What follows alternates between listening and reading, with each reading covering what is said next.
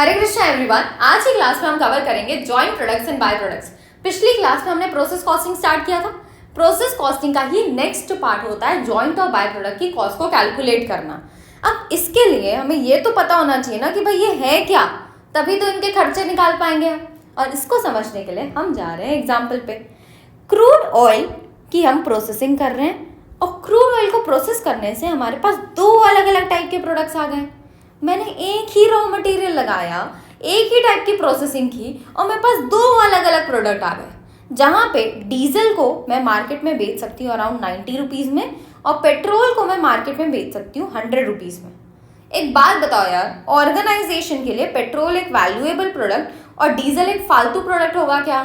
Answer is no, दोनों ही valuable है। भले पेट्रोल ज़्यादा प्राइस में बिक रहा है तो ज़्यादा वैल्यूएबल होगा, डीजल थोड़े कम प्राइस में बिक रहा है तो थोड़ा कम वैल्यूएबल होगा, लेकिन दोनों वैल्यूएबल हैं। जब ऑर्गेनाइजेशन क्रूड ऑयल की प्रोसेसिंग कर रही होगी तो उन्हें पता होगा कि इनको दोनों से अच्छा खासा रेवेन्यू आने वाला है। तो इस केस में इनको बोला जाता है जॉइंट प्रोडक्ट्स। ऐसे प्रोडक्ट्स जो वैल्यूएबल भी हैं और जिनको एक ही टाइप की प्रोसेसिंग से बनाया गया है, वो मेरी जॉइंट प्रोडक्ट की कैटेगरी में आते हैं। अब वही अगर आप सोचो, मैं वुड की प्रोसेसिंग कर रही हूँ, ठीक है, मैंने एक ही टाइप का रॉ मटेरियल लिया, मैंने एक ही टाइप की प्रोसेसिंग की और मेरे पास दो अलग अलग टाइप के प्रोडक्ट्स तैयार होके आ गए। पहला फर्नीचर, दूसरा sawdust. Sawdust is like furniture को प्रोसेस करने से जो चूरा इकट्ठा हो गया ना, उसकी हम बात कर रहे हैं। फर्नीचर को मैं मार्केट में बेच सकती हूँ 10,000 रुपये में, वहीं ये सॉडस्ट अराउंड 10 रुपये का बिकेगा मार्केट में। एक बात बताओ यार, क्या ऑर्गेनाइजेशन के लिए दोनों प्रोडक्ट वैल्यूएबल है क्या? Answer is no. Furniture organisation के लिए वैल्यूएबल होगा, सॉडस्ट इज नॉट वैल्यूएबल। साथ ही साथ जब ऑर्गेनाइजेशन वुड की प्रोसेसिंग कर रही होगी तो ऐसा नहीं सोचा होगा उन्होंने कि भाई फर्नीचर से भी पैसे कमाएंगे, सॉडस्ट से भी पैसे कमाएंगे, है ना। उनका मेन एम था फर्नीचर बनाना, वो सॉडस्ट बनाना नहीं चाहते थे। वो तो एक टाइप का कचरा है जो उनके ऑर्गेनाइजेशन में इकट्ठा हो गया और उस कचरे को निकालने के लिए उन्होंने उसको 10 रुपये में बेच दिया, ठीक है। इन दैट केस इसको बोला जाता है बाय प्रोडक्ट। एक ऐसा प्रोडक्ट जो सेम प्रोसेसिंग के थ्रू अराइज हुआ है जिससे मेन प्रोडक्ट अराइज हुआ है, बस इसकी वैल्यू बहुत ज़्यादा कम होती है और ऑर्गेनाइजेशन इसको बनाना नहीं चाहती होती है, ठीक है। चलो, सो हमने समझ लिया जॉइंट और बाय प्रोडक्ट होता क्या है। हम इनके डिफरेंसेस के थ्रू और अच्छे से क्लियर करते हैं। इसको हम इम्पॉर्टेंट सेलेबल आइटम मानते हैं, जैसे हमने डीजल और पेट्रोल दोनों को इम्पॉर्टेंट सेलेबल आइटम की कैटेगरी में डाला। दोनों का मैं खर्चा अलग अलग कैलकुलेट करूंगी, दोनों की प्रॉफिटेबिलिटी मैं अलग अलग जानना चाहूँगी, दोनों से जो रेवेन्यू आया वो मेरे लिए इम्पॉर्टेंट है। लेकिन वहीं अगर हम बाय प्रोडक्ट वाली बात करें, जैसे फर्नीचर और सॉडस्ट हम बना रहे थे, सॉडस्ट जो है वो एक इम्पॉर्टेंट सेलेबल आइटम नहीं है, उसका मैं अलग से कॉस्टिंग नहीं मेंटेन करूँगी। जितना भी खर्चा मेरा सॉडस्ट में लगा होगा ना, वो सारा खर्चा मैं फर्नीचर के खर्चे में ऐड कर दूंगी। मैं अलग से सॉडस्ट का खर्चा नहीं रिकॉर्ड करने वाली। कोई भी प्रॉफिटेबिलिटी नहीं कंसिडर की जाती, ना ही ये इंपॉर्टेंट होता है हमारे लिए। रेवेन्यू जो भी सॉडस्ट से अर्न करा गया उसको हम एज अ बोनस ट्रीट करेंगे कि भाई ठीक है, 10,000 रुपये कमाने के लिए हमने प्रोडक्ट बनाया था, लेकिन 10 रुपये का एक एक्स्ट्रा रेवेन्यू हो गया, बोनस टाइप्स हम मानते हैं जब आप बाय प्रोडक्ट का ट्रीटमेंट करते हो, ठीक है। मूविंग फॉरवर्ड नाउ, अब हम देख रहे हैं किस तरीके से जॉइंट प्रोडक्ट्स की अकाउंटिंग की जाती है। हमको ये पता है कि रॉ मटेरियल हमारे पास एक टाइप का है, प्रोसेसिंग एक टाइप की जा रही है और उससे हमारे पास अलग अलग प्रोडक्ट बन के आ गए, इसलिए हम इनको जॉइंट प्रोडक्ट्स बोल रहे हैं, है ना। अब एक बात बताओ यार, यहाँ वाले पॉइंट से पहले, मतलब जब ये लोग अलग हुए उससे पहले तो सारे एक साथ इकट्ठे थे, है ना। तो जिस पॉइंट से ये अलग होते हैं उसको बोला जाता है स्प्लिट ऑफ पॉइंट। एक ऐसा पॉइंट जहाँ से अब मेरे सारे प्रोडक्ट्स अलग अलग हो गए। इससे पहले का जो भी खर्चा होता है वो मेरा जॉइंट कॉस्ट कहलाता है। जॉइंट कॉस्ट क्यों बोला जा रहा है? क्योंकि ये एक ऐसा खर्चा है जो ये तीनों प्रोडक्ट्स में किया गया, इसलिए इस खर्चे को हमने जॉइंट कॉस्ट का नाम दिया, ठीक है। तो स्प्लिट ऑफ पॉइंट तक लगने वाला खर्चा हमारा जॉइंट कॉस्ट होता है, क्योंकि स्प्लिट ऑफ पॉइंट तक सारे प्रोडक्ट्स इकट्ठे थे, उसके बाद वो अलग अलग हुए। अब एक बात बताओ यार, जब ये खर्चा मेरे सारे प्रोडक्ट्स का है तो ये डिस्ट्रीब्यूट होना चाहिए ना सारे प्रोडक्ट्स के बीच में। अब मैं एग्जैक्ट तो नहीं पता कर सकती कि कितना प्रोडक्ट ए बी सी में जॉइंट कॉस्ट का खर्चा गया होगा, क्योंकि इनकी प्रोसेसिंग तो एक साथ हुई है। इसीलिए ये जॉइंट कॉस्ट को हमको अपोर्शन करना पड़ता है एक पर्टिकुलर बेसिस फाइंड आउट करके, है ना। अब वो बेसिस क्या होगा, कैसे जॉइंट कॉस्ट को अपोर्शन किया जाएगा, हम इस चैप्टर के अंदर मोस्टली वो ही पढ़ने वाले हैं। ठीक है, हमारे पास 4 अलग अलग मेथड्स हैं, मेरे को बोलना चाहिए 5 अलग अलग मेथड्स हैं जिनको हम लाइन बाय लाइन देखेंगे। सबसे पहला आता है physical quantity method. Physical quantity method को समझने के लिए एग्जांपल देखो। जॉइंट कॉस्ट है हमारे पास टोटल 6 लाख रुपए की। मैं प्रोडक्ट ए की क्वांटिटी बना रही हूँ 100, बी की बना रही हूँ 200, सी की बना रही हूँ 300। इन तीनों का मुझे रेवेन्यू दिया हुआ है 10 लाख, 2 लाख, 3 लाख। तो ये जो 6 लाख रुपए कॉस्ट लगी है वो तीनों की है। तो मतलब हो क्या रहा होगा, हमने ये तीनों की प्रोसेसिंग की होगी, उसके बाद मेरे पास ये 3 प्रोडक्ट्स बन के आए। ये तीनों की प्रोसेसिंग में मुझे कितना खर्चा लगा, 6 लाख रुपए। इस खर्चे को मुझे बांटना है ना। इसको बांटने का पहला तरीका है फिजिकल क्वांटिटी मेथड। यहाँ पे जितनी भी फिजिकल क्वांटिटीज बनी है उसके हिसाब से ये खर्चे को बांट दिया जाता है। ठीक है, सो टोटल मेरे पास क्वांटिटी है 600 और इस 600 क्वांटिटी के बीच में मैं ये खर्चा बांट दूंगी। ठीक, सो जॉइंट एक्सपेंस का हम अपोर्शनमेंट कर रहे हैं। टोटल खर्चा है मेरे पास 6 लाख रुपए का। कितने यूनिट्स के लिए किया है, 600 यूनिट्स के लिए किया है। प्रोडक्ट ए की कितनी यूनिट्स हैं, 100 यूनिट्स हैं। यहाँ पे 6 लाख का खर्चा है, 600 यूनिट्स है और टोटल इसकी यूनिट्स हैं 200। 6 लाख का खर्चा 600 यूनिट्स के लिए मल्टीप्लाइड बाय इस पर्टिकुलर प्रोडक्ट की यूनिट है 300। ठीक है, तो इसके हिसाब से अगर आप अपोर्शन करो तो यहाँ पे खर्चा आता है मेरा 1 लाख, यहाँ पे आ रहा है 2 लाख और यहाँ पे आ रहा है 3 लाख। ठीक, खर्चे मैंने अपोर्शन कर दिए। इसके बाद मैं इनकम कैलकुलेट कर सकती हूँ क्या, answer is yes. Net income बोल लो या फिर प्रॉफिट बोल लो। मैंने रेवेन्यू 10 लाख का किया और 1 लाख का मेरा खर्चा अपोर्शन हुआ, तो कितना आया यहाँ पे, 9 लाख का प्रॉफिट आया। 2 लाख का रेवेन्यू, 2 लाख का एक्सपेंसेस, तो यहाँ पे कोई भी प्रॉफिट नहीं है और यहाँ पे भी कोई भी प्रॉफिट नहीं है। अगर आप देखो यार, थिंक अबाउट इट, जो आपका फिजिकल क्वांटिटी मेथड जिस तरीके से बांट रहा है, क्या वो तरीका सही है? आप जो क्वांटिटीज कम है लेकिन उनका रेवेन्यू बहुत ज़्यादा है, उन पे खर्चा कम डाल रहे हो क्योंकि उसका रेवेन्यू तो कम है भाई, है ना। और बाकी का जिनका क्वांटिटी ज़्यादा है लेकिन रेवेन्यू कम है, उनके ऊपर आप बहुत ज़्यादा खर्चा डाल दे रहे हो क्योंकि आपने क्वांटिटी को एक बेसिस बनाया है। अब इससे होगा क्या, रियल लाइफ एग्जाम्पल बताती हूँ। ठीक है, लेट्स से हम फर्नीचर बना रहे हैं और फर्नीचर के साथ साथ जो नेल्स लगते हैं ना वो भी हम बनाते हैं और उसको मार्केट में बेचना है। तो मैं एक फर्नीचर बना रही हूँ और साथ में 20 मैं नेल्स बना रही हूँ। इन दैट केस मैं क्या बोलूँगी, हमारे तो 21 क्वांटिटी बन रहे हैं, 21 क्वांटिटीज़ यहाँ पे बन रहे हैं। तो इस 21 क्वांटिटीज़ के ऊपर खर्चा इक्वली अपोर्शन कर दो, चलेगा क्या? Answer is no. क्यों नहीं चलेगा? क्योंकि भाई फर्नीचर जो है वो ज़्यादा वैल्यूएबल है, उसमें टाइम भी ज़्यादा लगा होगा, उसमें प्रोसेसिंग भी ज़्यादा लगी होगी बनाने में। लेकिन जो नेल्स आपने बनाया उसमें तो ज़्यादा टाइम ही नहीं लगा, है ना। तो तुम कैसे इनके ऊपर और इनके ऊपर खर्चा इक्वल डाल सकते हो? नहीं डाल सकते, है ना। तो इसीलिए क्वांटिटी बेसिस जो है वो तरीका सही नहीं होता है। तब भी आप इसको इस्तेमाल कर सकते हो उन सिचुएशंस में जहाँ पे अप्रॉक्सीमेटली रेवेन्यू सिमिलर हो, है ना, जहाँ पे एकदम ऐसे इतना ज़्यादा डिफरेंस हो जैसे हमारे नेल्स और फर्नीचर में हुआ या फिर इस सिचुएशन में हुआ, तो वहाँ पे फिजिकल क्वांटिटी मेथड काम नहीं करता। ठीक है, next average unit method. Average unit method में ना हम सिमिलर काम करते हैं जैसा हम फिजिकल क्वांटिटी में कर रहे थे। टोटल आप क्वांटिटीज़ देखते हो कितने हैं, 600, है ना। टोटल खर्चा देखते हो, टोटल खर्चा है 6 लाख का डिवाइडेड बाय 600, तो पर यूनिट खर्चा कितना आ रहा है, 1000 रुपये पर यूनिट आ रहा है। तो अब ये 1000 रुपये पर यूनिट के हिसाब से मैं अपने जॉइंट एक्सपेंस को बांट दूंगी।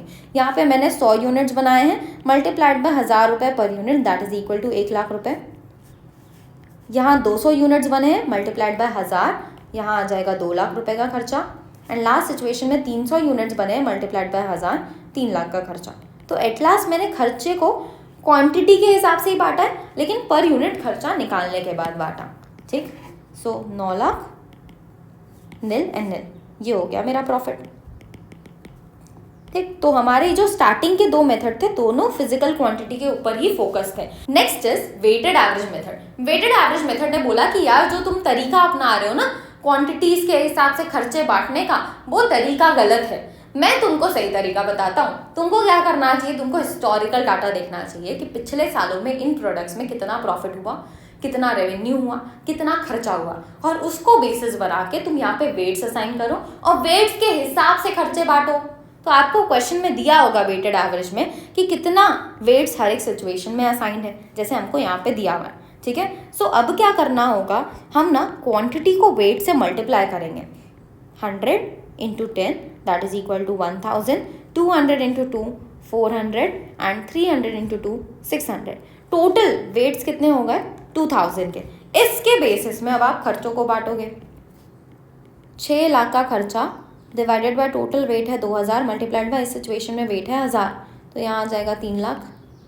नेक्स्ट 6 लाख का खर्चा divided by 2000 multiplied by 400 and last situation में 6 lakh divided by 2000 multiplied by 600, है ना। तो यहाँ पे हमारे पास वैल्यू आ जाएगी 1,20,000 और लास्ट सिचुएशन में आ जाएगी 1,80,000। डन। तो खर्चे आ गए। अब मैं एक्सपेंस यहाँ पे रेवेन्यू प्रॉफिट निकाल सकती हूँ। 10 लाख का रेवेन्यू है, 3 लाख के खर्चे हैं, 7 लाख का प्रॉफिट। 2 लाख का रेवेन्यू, 1,20,000 खर्चे हैं, 80,000 का प्रॉफिट एंड लास्ट सिचुएशन में 1,20,000 का प्रॉफिट। ठीक है, सिंपल था। नेक्स्ट हमारे पास आता है सेलिंग प्राइस मेथड।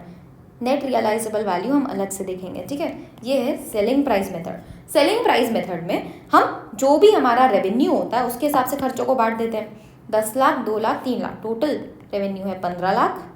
तो जॉइंट एक्सपेंसेस मैं यहाँ पे बांटूँ अगर, तो 6 lakh divided by 15 lakh into 10, 6 lakh divided by 15 into 2, 6 lakh divided by 15 lakh into 3 lakh. ठीक है, इसके हिसाब से हमारे पास खर्चे आएंगे 4,80,000 एंड 1,20,000। और अगर आप इस खर्चों को माइनस करो तो एट लास्ट आपके पास प्रॉफिट आएगा 6 लाख, 1,20,000, 1,80,000। ठीक है, तो सबसे बेस्ट मेथड हमारे लिए क्या होगा, सेलिंग प्राइस के हिसाब से खर्चों को बांटना। क्योंकि यार सोच के देखो, जो प्रोडक्ट ज़्यादा रेवेन्यू कमा रहा है उसी के ऊपर तो ज़्यादा खर्चे आने चाहिए ना, क्योंकि क्वांटिटी के हिसाब से बांटना तो कॉम्प्लिकेटेड हो जा रहा है। तो आप या तो वेटेड एवरेज के हिसाब से, पास्ट डाटा के हिसाब से बांट लो, या तो सेलिंग प्राइस के हिसाब से बांट लो। अब लास्ट हमारे पास मेथड आता है नेट रियलाइजेबल वैल्यू मेथड। ये हमारा जॉइंट एक्सपेंस है, जॉइंट कॉस्ट, और इसके बाद मेरे पास 3 प्रोडक्ट्स तैयार हो गए, ए बी सी। लेकिन तुमको पता है ये ए बी सी को मैं अभी मार्केट में ले जाके नहीं बेच सकती, ये बिकने लायक है ही नहीं अभी। इनकी मेरे को फर्दर प्रोसेसिंग करनी पड़ती है और उसके बाद इनको मार्केट में बेचा जाता है। तो मैं ए की फर्दर प्रोसेसिंग करूँगी, बी की फर्दर प्रोसेसिंग करूँगी, सी की फर्दर प्रोसेसिंग करूँगी, और इसके बाद जो मेरे पास a plus b plus c plus आएगा ना, मैं उसको मार्केट में बेच सकती हूँ। इन दैट केस क्या मैं इस वैल्यू के हिसाब से खर्चों को बांटूँ क्या? क्योंकि सेल्स वैल्यू मेथड तो यही बोलता है कि जो सेल्स वैल्यू है, चाहे तुमको फर्दर प्रोसेसिंग के बाद मिले चाहे फर्दर प्रोसेसिंग से पहले मिले, तुम उसके हिसाब से बांट देना। तो भाई अगर हम सेल्स वैल्यू मेथड फॉलो कर रहे होते तो हम जो भी सेल्स वैल्यू है उसके हिसाब से बांट देते। लेकिन अभी हम कौन सा फॉलो कर रहे हैं, net realisable value method. Net realisable value method बोलता है कि भाई जो एट स्प्लिट ऑफ पॉइंट है ना, स्प्लिट ऑफ पॉइंट पे कितना नेट रियलाइजेबल वैल्यू है वो पता करो।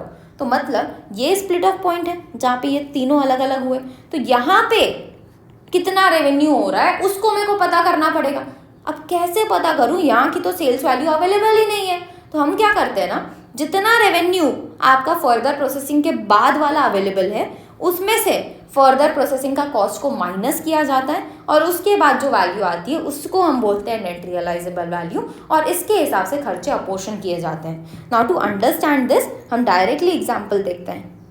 हमारे पास 3 प्रोडक्ट हैं, ए बी सी, क्वांटिटीज इनकी दी हुई है और रेवेन्यू दिया हुआ है आफ्टर फर्दर प्रोसेसिंग, है ना। ये मेरा रेवेन्यू है। अगर मैं सेल्स प्राइस मेथड फॉलो कर रही होती तो इसी रेवेन्यू के हिसाब से अपोर्शन कर देती जॉइंट एक्सपेंसेस, लेकिन मैं फॉलो कर रही हूँ net realisable value at split of point. तो नेट रियलाइजेबल वैल्यू के लिए मुझे फर्दर प्रोसेसिंग का खर्चा माइनस करना पड़ेगा, है ना। सो रेवेन्यू से हम ये खर्चों को माइनस कर देंगे। 15 माइनस 3 12 लाख, 5 माइनस 1 4 लाख, और 4 माइनस 1 3 लाख। टोटल खर्चा कितना हो रहा है, 19 लाख। टोटल रेवेन्यू है ये हमारा, नेट रियलाइजेबल वैल्यू है 19 लाख। ठीक, इसके हिसाब से हम जॉइंट एक्सपेंसेस बांटेंगे, है ना। सो 6 लाख का टोटल खर्चा है, divided by 19 lakh multiplied by 12 lakh. That is equal to 3,78,947। Similar way में अगर आप नेक्स्ट सिचुएशन में लगाओगे तो ये 1,26,136 आएगा एंड लास्ट सिचुएशन में 94,737 आएगा। ठीक ना, 12 lakh minus 3,78,947 is equal to 8,21,053। 4 lakh minus 126,316 that is equal to 2,73,684 and last situation 3 lakh minus 94737 that is equal to 2,05,263। This is your revenue profit. ठीक है, तो जॉइंट एक्सपेंसेस को हमने किसके हिसाब से बांटा? Net realisable value at split of point के हिसाब से बांट दिया।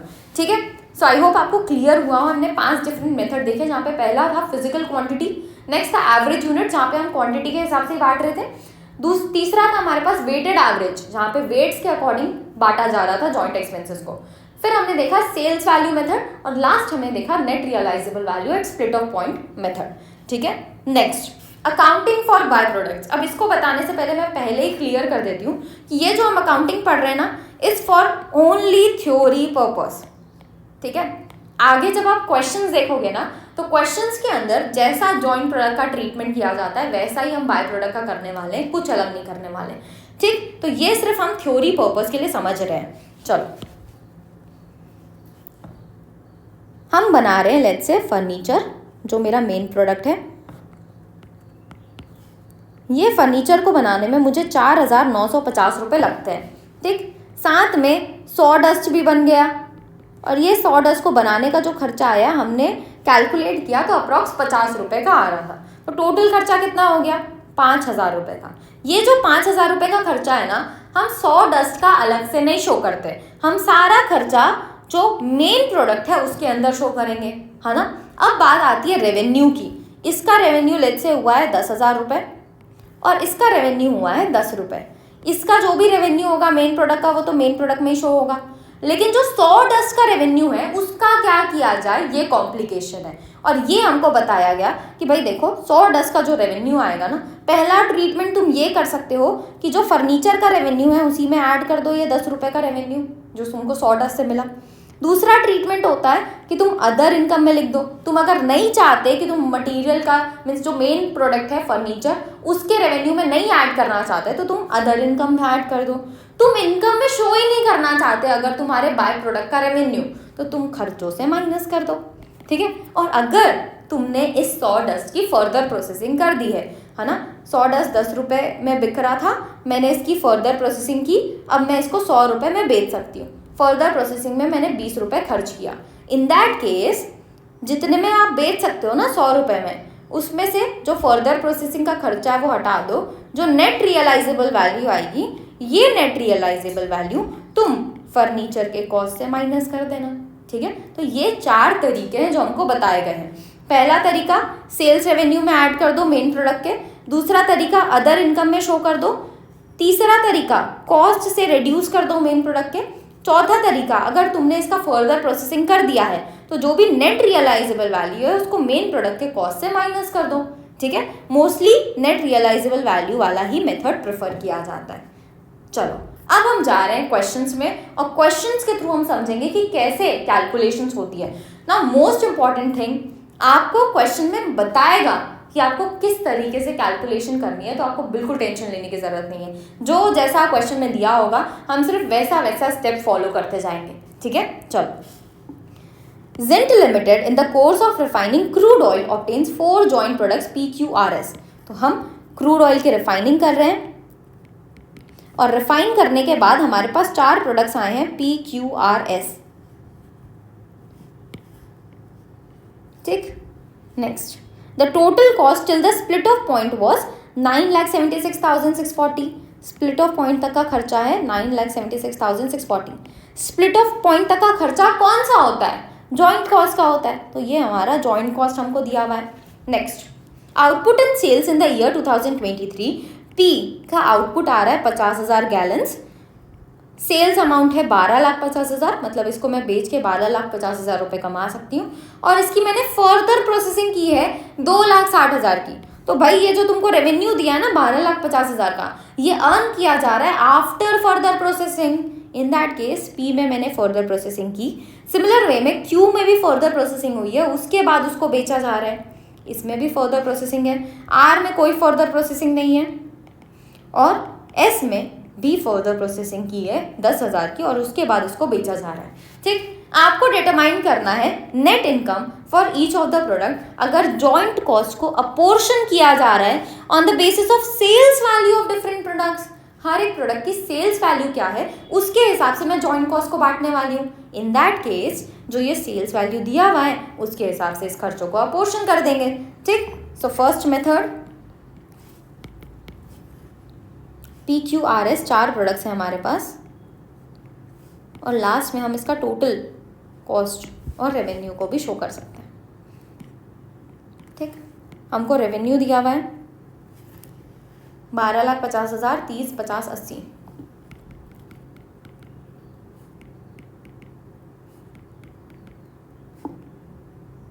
टोटल आ रहा है 14,10,000। ठीक, माइनस इसमें से मैं जॉइंट कॉस्ट हटाऊंगी। जॉइंट कॉस्ट कितना है 9,76,640। ठीक है, और इसको किस बेसिस में अपोर्शन करना है, सेल्स वैल्यू बेसिस में अपोर्शन करना है, तो इसी के बेसिस में हम अपोर्शन करते जाएंगे।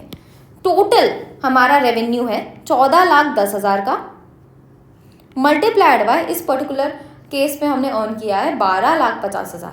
दोनों जगह 4 जीरो हैं तो मैं ये हटा सकती हूँ, है ना। That is equal to 865815। Next 9,76,640 का खर्चा है, डिवाइडेड बाय 141 मल्टीप्लाइड बाय 3, है ना। 4 जीरो दोनों जगह से हट जाएंगे तो यही बचेगा।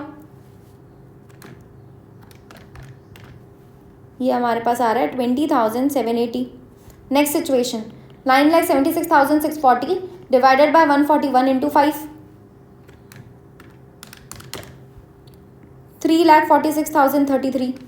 लास्ट सिचुएशन पे 9,76,640 डिवाइडेड बाय 141 इंटू 8, 55,412। टोटल करके देख लो, आपका जॉइंट कॉस्ट मैच करना चाहिए, है ना। 865,815 plus 2,780 plus 34633 plus 55,412 is 9,76,640। Done. अब इसके बाद हमारे पास स्प्लिट ऑफ पॉइंट वाला भी खर्चा दिया, मतलब फर्दर प्रोसेसिंग वाला खर्चा भी दिया हुआ है ना। कुछ सिचुएशंस में हमको फर्दर प्रोसेसिंग में भी खर्चा हो रहा है।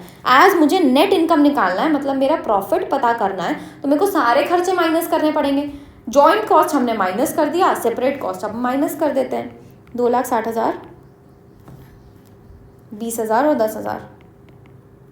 यहाँ पे कोई भी फर्दर प्रोसेसिंग नहीं है, यहाँ पे 10,000 का खर्चा है, 2,90,000 टोटल हो रहा है।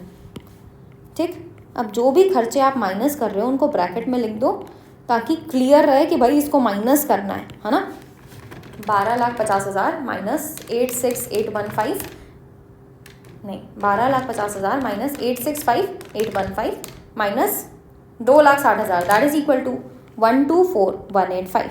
नेक्स्ट सिचुएशन में हमारे पास ये आ रहा है 10,780 negative. Next 15,367, next is 14,588, and last situation में आपके पास आएगा 1,43,360। तो पूरे ऑर्गेनाइजेशन का एज अ होल इतना प्रॉफिट हुआ है ना। और ये डिफरेंट प्रोडक्ट्स हैं जिनसे हमको प्रॉफिट, कुछ में प्रॉफिट और कुछ में लॉस हुआ है। Done. Next situation, second part क्या बोल रहा है क्वेश्चन का, कैलकुलेट करना है आपको नेट इनकम हर एक प्रोडक्ट का if the company decide to sell the product at split of point. अब मैं स्प्लिट ऑफ पॉइंट पे प्रोडक्ट को बेच रही हूँ जिसका हर एक प्रोडक्ट में रेवेन्यू कितना है पर यूनिट दिया हुआ है 18, 1.5, 10 एंड 7.80 पर गैलन। तो मुझे सबसे पहले तो टोटल रेवेन्यू निकालना पड़ेगा, PQRS, और टोटल यहाँ पे शो करते हैं।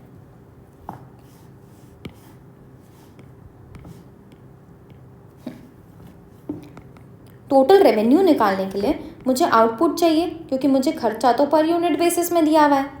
आउटपुट कितना आउटपुट है 50,000, 10,000, 5,000, 8,000।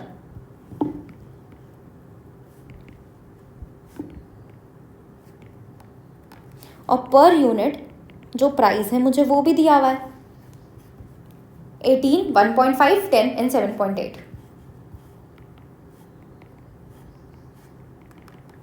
इससे हम टोटल रेवेन्यू निकाल सकते हैं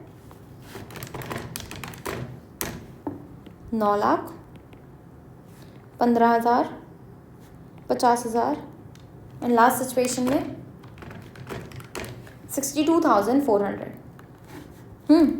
ये हमारा रेवेन्यू आ गया। अब इससे मैं जॉइंट कॉस्ट हटाऊंगी। जॉइंट कॉस्ट जो यहाँ पे हटाया जा रहा है वो किस बेसिस में हटाया जाएगा बताओ?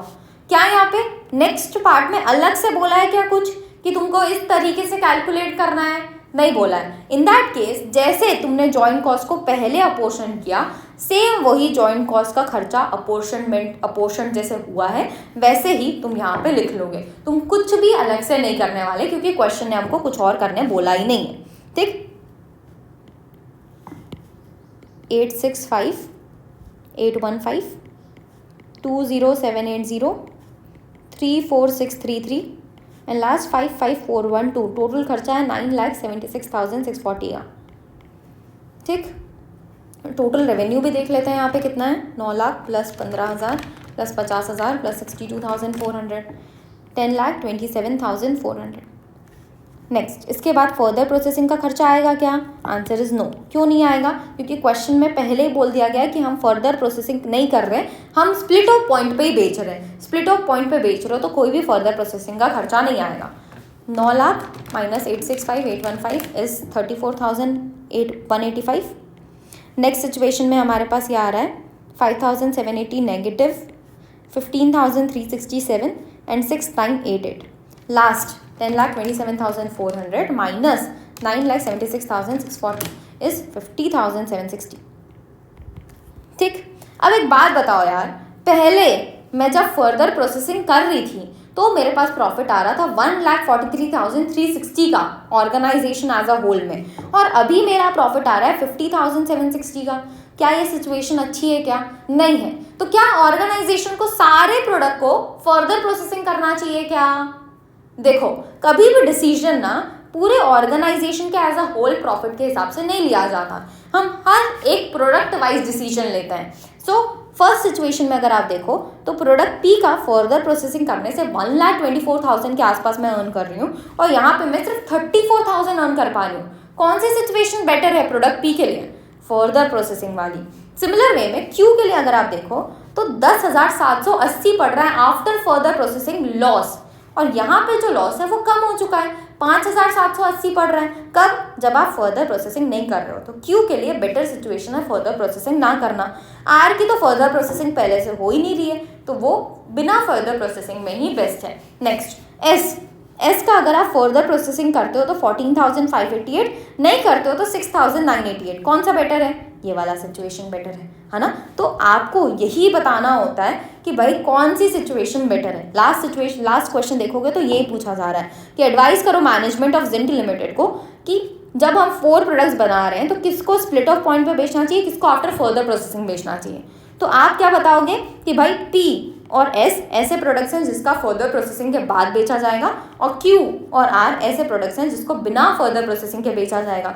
ये पता करने के लिए ना एक टेबल बनाया जाता है, P Q R S. I know वो दिख रहा है सामने ही, तो हमको वो सामने वाला इस्तेमाल कर लेना चाहिए क्या? नहीं करना चाहिए, क्योंकि प्रोडक्ट आप जब ऐसा बनाते हो ना टेबल तो ज़्यादा अच्छे से क्लैरिटी आती है ना? तो एग्ज़ाम में पूरा टेबल बना के प्रेजेंट करना है कि रेवेन्यू आफ्टर फर्दर प्रोसेसिंग कितना हो रहा है, profit after further processing. Direct आखिरी वाले पॉइंट की बात करते हैं ना। प्रॉफिट आफ्टर फर्दर प्रोसेसिंग है 124,185। नेक्स्ट सिचुएशन में 10,780। Next is 15,367 and last is 14,588। Profit before further processing, अगर मैं फर्दर प्रोसेसिंग नहीं करती, बिफोर की जगह हमको बोलना चाहिए विदाउट फर्दर प्रोसेसिंग, है ना? 34,185। नेक्स्ट 5,780,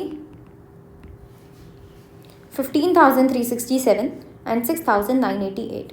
अब मैं कैलकुलेट कर सकती हूँ यहाँ पे कि इंक्रीमेंटल प्रॉफिट या फिर लॉस कितना है ना? मेरे फर्दर प्रोसेसिंग करने से मेरे को कोई इंक्रीमेंटल प्रॉफिट या लॉस हो रहा है क्या?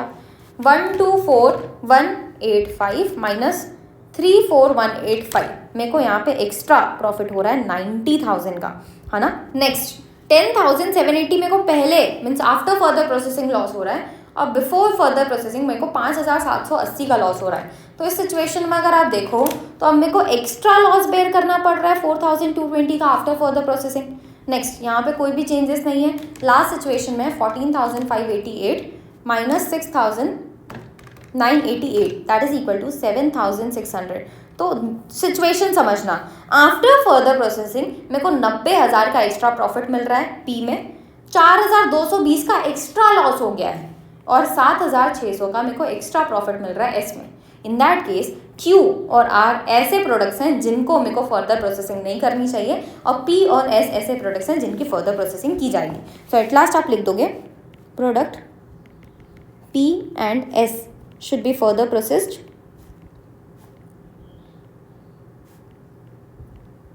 रीज़न क्या है?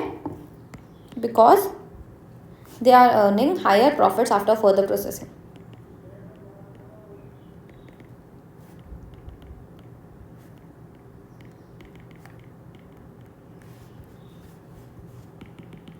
सिमिलर वे में हम प्रोडक्ट क्यू और आर के लिए भी लिख सकते हैं कि Q and R should not be further processed as they are not giving any extra benefit after further processing। ठीक, चलो तो हमने एक क्वेश्चन कवर कर लिया। नेक्स्ट क्वेश्चन देखो, XY लिमिटेड मैन्युफैक्चर कर रहा है product A which yields 2 by product B and C, हमारे पास 2 बाय प्रोडक्ट आ रहा है। Actual joint expenses of manufacturing for a period were 8,200। तो मैं यहाँ पे 3 प्रोडक्ट्स बना रही हूँ, है ना, product A B C. Total split of point तक का खर्चा मतलब जॉइंट कॉस्ट कितना है, 8,200 दिया हुआ है। Profit on each product as a percentage of sales, percentage of sales मेरे को प्रॉफिट दिया हुआ है इसमें 33 इसमें दिया हुआ है 25%, इसमें दिया हुआ है 15%। ये क्या है, profit on sales. Subsequent expenses आपको दिए हुए हैं प्रोडक्ट ए बी सी में। सब्सिक्वेंट एक्सपेंसेस मतलब क्या होता है, फर्दर प्रोसेसिंग का खर्चा। इसमें लग रहा है टोटल 450, इसमें 325, इसमें 150। सेल्स दिया हुआ है 6,000, 4,000, 2,500। आपको अपोर्शन करना है जॉइंट एक्सपेंसेस को। क्या कोई तरीका बताया है क्या यहाँ पे कि किस तरीके से जॉइंट एक्सपेंसेस अपोर्शन करना है? नहीं बताया, तो हम कैसे अपोर्शन करें? थोड़ा सा दिमाग लगाओ, है ना। सेल्स हमको दिया हुआ है क्वेश्चन में, कितने सेल्स हम कर रहे हैं। हमको प्रॉफिट भी दिया हुआ है कि हर एक सिचुएशन में कितना प्रॉफिट अर्न किया जा रहा है। तो क्या मैं सेल्स को प्रॉफिट से माइनस करके टोटल कॉस्ट नहीं निकाल सकती? आराम से निकाल सकती हूँ, पर अभी टोटल कॉस्ट आई है, मुझे जॉइंट कॉस्ट निकालनी है। तो अगर आप टोटल कॉस्ट में से जो भी अलग अलग सबका खर्चा है उसको माइनस कर दो, तो आप सेपरेट कॉस्ट मतलब फर्दर प्रोसेसिंग कॉस्ट को माइनस कर दो, तो एट लास्ट आपके पास क्या बचेगा, जॉइंट कॉस्ट। और उसी तरीके से आपका सारा खर्चा पोर्शन भी हो जाएगा, है ना। देखो कैसे काम करेगा ये, ए बी सी। सबसे पहले हम लिखते हैं सेल्स कितनी है, 6,000, 4,000, 2,500 माइनस प्रॉफिट कितना है। फर्स्ट सिचुएशन में 33 1/3% अर्न कर रही हूँ, मतलब 33.333% अर्न कर रहे हैं, है ना। तो 6,000 का 33.333 इज 2,000। नेक्स्ट सिचुएशन में 25% है, 1,000, एंड लास्ट सिचुएशन में 15% है, 375। ये रिड्यूस कर देंगे तो टोटल कॉस्ट आ जाएगी हमारे पास 4,000, 3,000 एंड लास्ट 2,125। अब इस खर्चे में से मैं अगर सेपरेट कॉस्ट जो दोनों सबकी दी हुई है सारे प्रोडक्ट्स की, उनको हटा दूं तो मेरे पास क्या बचेगा एट लास्ट, जॉइंट कॉस्ट। ठीक है, 450, 325, 150। 4,000 minus 450 is 3,550। 3,000 minus 325 is 2,675 and last 2,125 minus 150 is 1,975। ठीक, अगर आप इसको टोटल करो 1,975 plus 2,675 plus 3550 that is equal to 8200 जो हमारे जॉइंट एक्सपेंसेस ही हैं। तो हमने क्या किया, with the help of backward calculation हमने जॉइंट एक्सपेंसेस को डिस्ट्रीब्यूट कर दिया। देन मूविंग फॉरवर्ड, और इसमें देख लो बाय प्रोडक्ट्स थे, पर बाय प्रोडक्ट का कोई भी अलग ट्रीटमेंट नहीं किया जाएगा, जैसे नॉर्मली आप करते आए हो वैसे ही करोगे। ठीक, चलो next. A chemical process yields 60% of the material introduced as main product by A and byproduct B 15%, C 20% और 50% का वेस्टेज हो रहा है ना। तो मैं केमिकल प्रोसेसिंग कर रही हूँ। इसके बाद मेरे पास आ रहा है A, B, C और वेस्टेज। A बना 60%, B बना 15%, C बना 20% और एट लास्ट वेस्टेज आया 5% का। ठीक है, next. Ratio of absorption of raw material and labour in the process products is as follows. हम कितना रॉ मटेरियल कितना लेबर हर एक जगह अपोर्शन करेंगे, हर एक जगह डिवाइड करेंगे, उसकी इंफॉर्मेशन दी हुई है। अगर आप 1 यूनिट प्रोडक्ट C के बना रहे हो तो इसके लिए हाफ रॉ मटेरियल लगता है जितना आपको प्रोडक्ट B की 1 यूनिट बनाने में लग रहा है ना। सो 1 यूनिट ऑफ प्रोडक्ट C बनाने के लिए मुझे कितना रॉ मटेरियल लगेगा, जितना हाफ रॉ मटेरियल, जितना भी रॉ मटेरियल प्रोडक्ट B की 1 यूनिट बनाने में लग रहा है उसका हाफ मुझे यहाँ पे लग रहा है ना। नेक्स्ट, 1 यूनिट अगर आप प्रोडक्ट A की बना रहे हो तो इसके लिए 1.5 times the raw material required to for product B लगेगा। अगर 1 यूनिट बनानी है प्रोडक्ट A की तो इसके लिए 1.5 रॉ मटेरियल लगेगा जितना प्रोडक्ट B की 1 यूनिट बनाने में लगता है उसका। ठीक, अगर आप देखो तो दोनों प्रोडक्ट C प्रोडक्ट A दोनों किसके बेसिस में कैलकुलेट हो रहे हैं, इनमें लगने वाला रॉ मटेरियल हम कैलकुलेट कर रहे हैं ऑन द बेसिस ऑफ कितना प्रोडक्ट B में लग रहा है। तो हम क्या करते हैं ना, let raw material required for product B is equal to X। हम ये मान लेते हैं कि जितना units of raw material product B को बनाने के लिए लग रहा है उसको हम X मान लेते हैं। तो इससे क्या मैं निकाल सकती हूँ कि प्रोडक्ट C में कितना लग रहा होगा, प्रोडक्ट C में एज इसमें X लग रहा है तो प्रोडक्ट C में हाफ ऑफ X लगेगा, वहीं प्रोडक्ट A में 1.5 ऑफ X लगेगा। इजी, यहाँ पे हाफ को आप 0.5x भी लिख सकते हो, 1.5 को 1.5x भी लिख सकते हो, है ना। सो रॉ मटेरियल पर यूनिट को डिस्ट्रीब्यूट करने के लिए मेरे पास यहाँ पे रेशियो आ गया कि प्रोडक्ट A में लग रहा है 1.5x, प्रोडक्ट B में लग रहा है x एंड प्रोडक्ट C में लग रहा है 0.5x। इसको मैं रेशियो के फॉर्म में शो कर सकती हूँ, 1.5x is to x is to 0.5x, है ना। पर एक बार अगर आप देखो तो सारे रेशियो में x है, मैं x को हटा दूँ तो चलेगा, है ना। तो मेरे पास क्या बचा 1.5, यहाँ पे सिर्फ x से मतलब 1 है, इज टू 0.5। ये बन गया मेरा रॉ मटेरियल पर यूनिट का distribution rate. Next, product A requires double the time needed for the production of 1 unit of product B and 1 unit of product C।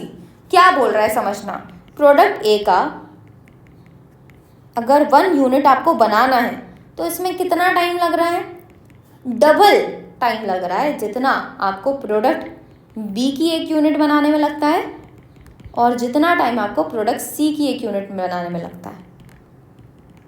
तो इन दोनों में जितना टाइम लग रहा है उसका डबल टाइम मुझे प्रोडक्ट A की 1 यूनिट बनाने में लगेगा। नेक्स्ट, हमको दिया गया है कि प्रोडक्ट C को हाफ टाइम लगता है as compare to that of 1 unit of product B। अगर आपको 1 यूनिट प्रोडक्ट C की बनानी है तो इसमें टाइम लगेगा half of time required for 1 unit of product B। ठीक, तो अब अगर आप देखो तो प्रोडक्ट C का कैलकुलेशन करने के लिए मेरे को प्रोडक्ट B के बेसिस में निकालना है और वहीं प्रोडक्ट A का कैलकुलेशन करने के लिए मेरे को प्रोडक्ट B और प्रोडक्ट C दोनों का बेसिस के हिसाब से निकालना है। तो हम क्या करते हैं ना, प्रोडक्ट B को हम मान लेते हैं कि let time required for making 1 unit of product B is equal to y। है ना। अगर मेरे को प्रोडक्ट बी में y टाइम लग रहा है तो प्रोडक्ट सी में कितना लगेगा, half time, that is half of y। और प्रोडक्ट ए में कितना लगेगा, 2 टाइम्स ऑफ जितना प्रोडक्ट बी में लग रहा है दैट इज y, एंड जितना प्रोडक्ट सी में लग रहा है that is half of y, that is equal to 2, 1.5y is equal to 3y।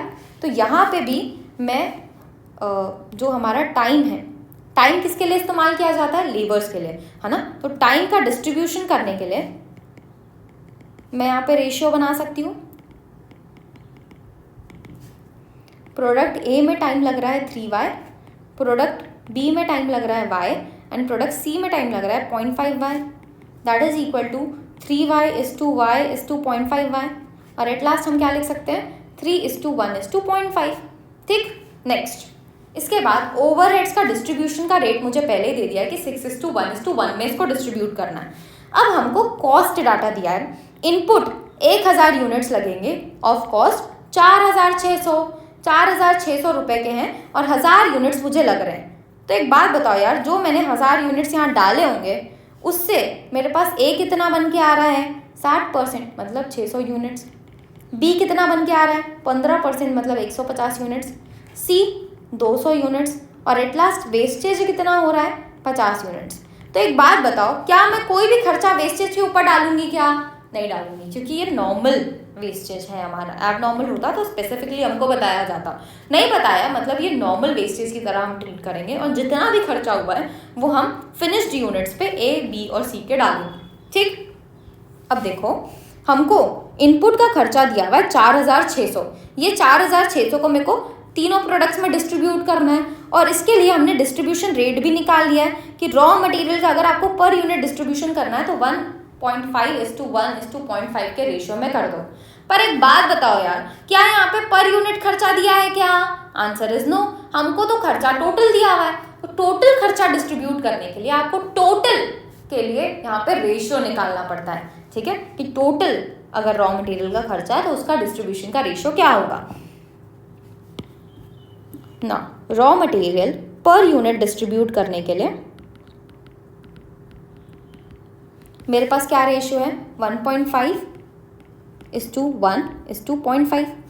अगर मेरे को रॉ मटेरियल टोटल में डिस्ट्रीब्यूट करना है तो इसका क्या रेशियो होगा, 1.5 पर यूनिट का है। मैं कितने नंबर ऑफ यूनिट्स प्रोडक्ट ए के बना रही हूँ, 600 यूनिट्स। 1 मल्टीप्लाइड बाय कितने प्रोडक्ट बी के बन रहे हैं, 150 यूनिट, और सी के बन रहे हैं 200 यूनिट्स। तो 150:0.5 पर यूनिट सी का रॉ मटेरियल का कॉस्ट है, मल्टीप्लाइड बाय कितने यूनिट्स बन रहे हैं, 200 यूनिट्स। ठीक है, सो 1.5 × 600 इज 900 150:100, है ना। इसको मैं और सॉल्व कर सकती हूँ, हर एक जगह से एक एक जीरो हट जाएंगे, तो मेरे पास बचा 90:15:10। मैं इसको 5 से डिवाइड कर दूँ तो 90 डिवाइडेड बाय 5 इज 18:3:2। ये बन गया मेरा रेशियो, जिसके हिसाब से मैं टोटल रॉ मटेरियल के खर्चे को डिस्ट्रीब्यूट कर सकती हूँ। नेक्स्ट, सिमिलर वे में मुझे टाइम भी जो दिया हुआ है वो पर यूनिट बेसिस में दिया हुआ है ना। तो टाइम का डिस्ट्रीब्यूशन 3:1:0.5 है। पर भाई खर्चा जो मेरे को लेबर का दिया हुआ है, लेबर का खर्चा ही हम टाइम के बेसिस में बांटते हैं, लेबर का खर्चा मुझे टोटल बेसिस में दिया हुआ है। तो मुझे टोटल लेबर को डिस्ट्रीब्यूट करने के लिए किसके हिसाब से करना पड़ेगा, नंबर ऑफ यूनिट्स के हिसाब से करना पड़ेगा। अगर मुझे अलग से बताता कि टोटल हर एक प्रोडक्ट में कितने कितने घंटे लग रहे हैं तो मैं उसके हिसाब से बांटती, लेकिन घंटे नहीं दिए हुए हैं, आवर्स नहीं अवेलेबल है, तो हम यूनिट्स के हिसाब से खर्चा बांटेंगे, और टोटल खर्चा है इसलिए हम टोटल यूनिट्स के हिसाब से बांट रहे हैं। 3 × 600 is to 1 × 150 is to 0.5 × 200। ये हो जाएगा 1800 is to 150 is to 100। 1800 divided by 1800, इससे 0 0 0 हटा दो पहले तो, 180 डिवाइडेड बाय 5 करोगे तो 36 आता है, is to 3 is to 1 is to 2, है ना। 10 को डिवाइड करोगे 5 से तो 2 आता है। ठीक, तो लेबर का टोटल डिस्ट्रीब्यूशन कैसे करना है वो भी हमने देख लिया।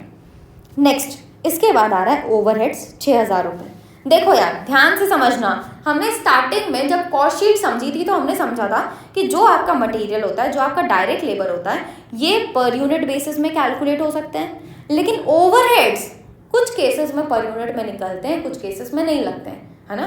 तो हम कैसे मान लें कि इस पर्टिकुलर सिचुएशन में ये पर यूनिट में बट रहा होगा?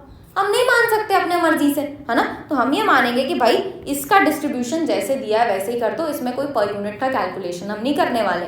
तो 6:1:1 दिया हुआ है ना, इसी के बेसिस में ये 6000 का खर्चा बांट दिया जाएगा। तो अब हम सारे खर्चों को बांटेंगे यहाँ पे, पर्टिकुलर्स किस बेसिस के हिसाब से बट रहा है और किस प्रोडक्ट में कितना खर्चा जा रहा है। ठीक, सबसे पहले मटेरियल की बात करते हैं। यहाँ पे खर्चे भी लिखने पड़ेंगे, टोटल खर्चा कितना है। मटेरियल का टोटल खर्चा है 4600। बेसिस क्या है? 18:3:2। सिमिलर वे में लेबर का खर्चा किस बेसिस में बटेगा? 36:3:2। टोटल खर्चा कितना है? 4100। ओवरहेड्स 6000 का खर्चा है, 6:1:1 के बेसिस में हम बांटेंगे, जैसा क्वेश्चन में पहले ही दिया हुआ है, क्योंकि यहाँ पे लिखा भी नहीं है कि ओवरहेड्स पर यूनिट बेसिस में ऐसे एब्जॉर्ब करना है। तो हम मानेंगे टोटल ओवरहेड्स को इसी बेसिस में एब्जॉर्ब किया जा रहा है। ठीक, चलो, सो 18 + 3 + 2 टोटल होता है 23। तो 4600 divided by 23 multiplied by 18 that is equal to 3600। Next situation में आएगा 600, इधर आएगा 400। टोटल करके देख लो 4600, है ना। 4100 36 + 3 + 2 कितना होता है? 41। सो 4100 divided by 41 multiplied by 36 is 3600, इधर 300, इधर 200। ठीक, नेक्स्ट 6000 का खर्चा है, divided by 8 into 6 is 4500। Next 750 and 750। Total खर्चा कितना हो रहा है? 3600 + 3600 + 4500, इधर आ रहा है 11700। 600 + 300 + 750 is 1650 and last 400, 200, 750 is 1350। Done. Next, इसके अलावा कुछ और दिया है क्या क्वेश्चन में? नहीं दिया, हमको सिर्फ खर्चे अपोर्शन करने थे जो हमने कर दिए। एक बार आंसर में चेक कर लेती हूँ। ठीक है, चलो नेक्स्ट क्वेश्चन देखो। A factory engage in the production of chemical X and in the course of manufacturing in a byproduct Y is produced, which after a separate process has a commercial value। तो मैं बना रही थी chemical X, बन गया by product Y भी। Y and X दो products हमारे पास यहाँ पे दिए हुए हैं। फॉलोइंग आर द इन्फॉर्मेशन, हमको दोनों का जॉइंट एक्सपेंस दिया हुआ है और साथ साथ दोनों का सेपरेट कॉस्ट, क्योंकि दोनों को फर्दर प्रोसेसिंग किया जा रहा है तो दोनों का सेपरेट कॉस्ट भी मुझे दिया हुआ है। Output for the month was 150 quintals of X। X बन रहा है 150 क्विंटल्स एंड Y बन रहा है 50 quintals. The selling price of product Y, product Y का सेलिंग प्राइस क्या है? 2200 पर क्विंटल। ठीक, and profit on product Y कितना है? 33, 1/3% ऑन कॉस्ट। प्रिपेयर करना है आपको एक account to show the cost of X per quintal. मेरे को X का खर्चा निकालने के लिए ज़्यादा इन्फॉर्मेशन तो दी ही नहीं है ना यार। मेरे को कहाँ बताया है कि X में कितना प्रॉफिट हो रहा है, कितनी सेल्स की जा रही है, तो हम खर्चा कैसे कैलकुलेट करें? हम Y के बेसिस में X का खर्चा कैलकुलेट करेंगे। कैसे कैलकुलेशन होगी देखो। सबसे पहले हम Y से रिलेटेड सारी चीज़ें लिखेंगे। हमको रेवेन्यू कितना हो रहा है Y में? 50 क्विंटल्स बन रहे हैं, हर एक क्विंटल का 200 रुपये, दैट इज़ इक्वल टू 10,000 रुपये। इसका प्रॉफिट भी मुझे दिया हुआ है, कितना दिया हुआ है? 33, 1/3% ऑन कॉस्ट। तो समझना यार, 33 1/3% मतलब होता है 33.333%। ठीक है, अब इसको मैं क्या कर सकती हूँ, यहाँ पे लेट्स से हम मान रहे हैं कि कॉस्ट के बेसिस में कैलकुलेट हो रहा है ना, तो हम मान रहे हैं कि हमारा जो कॉस्ट है वो लेट्स से 100 है, तो इसके हिसाब से मेरा प्रॉफिट कितना हो जाएगा? 33.33%, दैट इज इक्वल टू 33.333, है ना।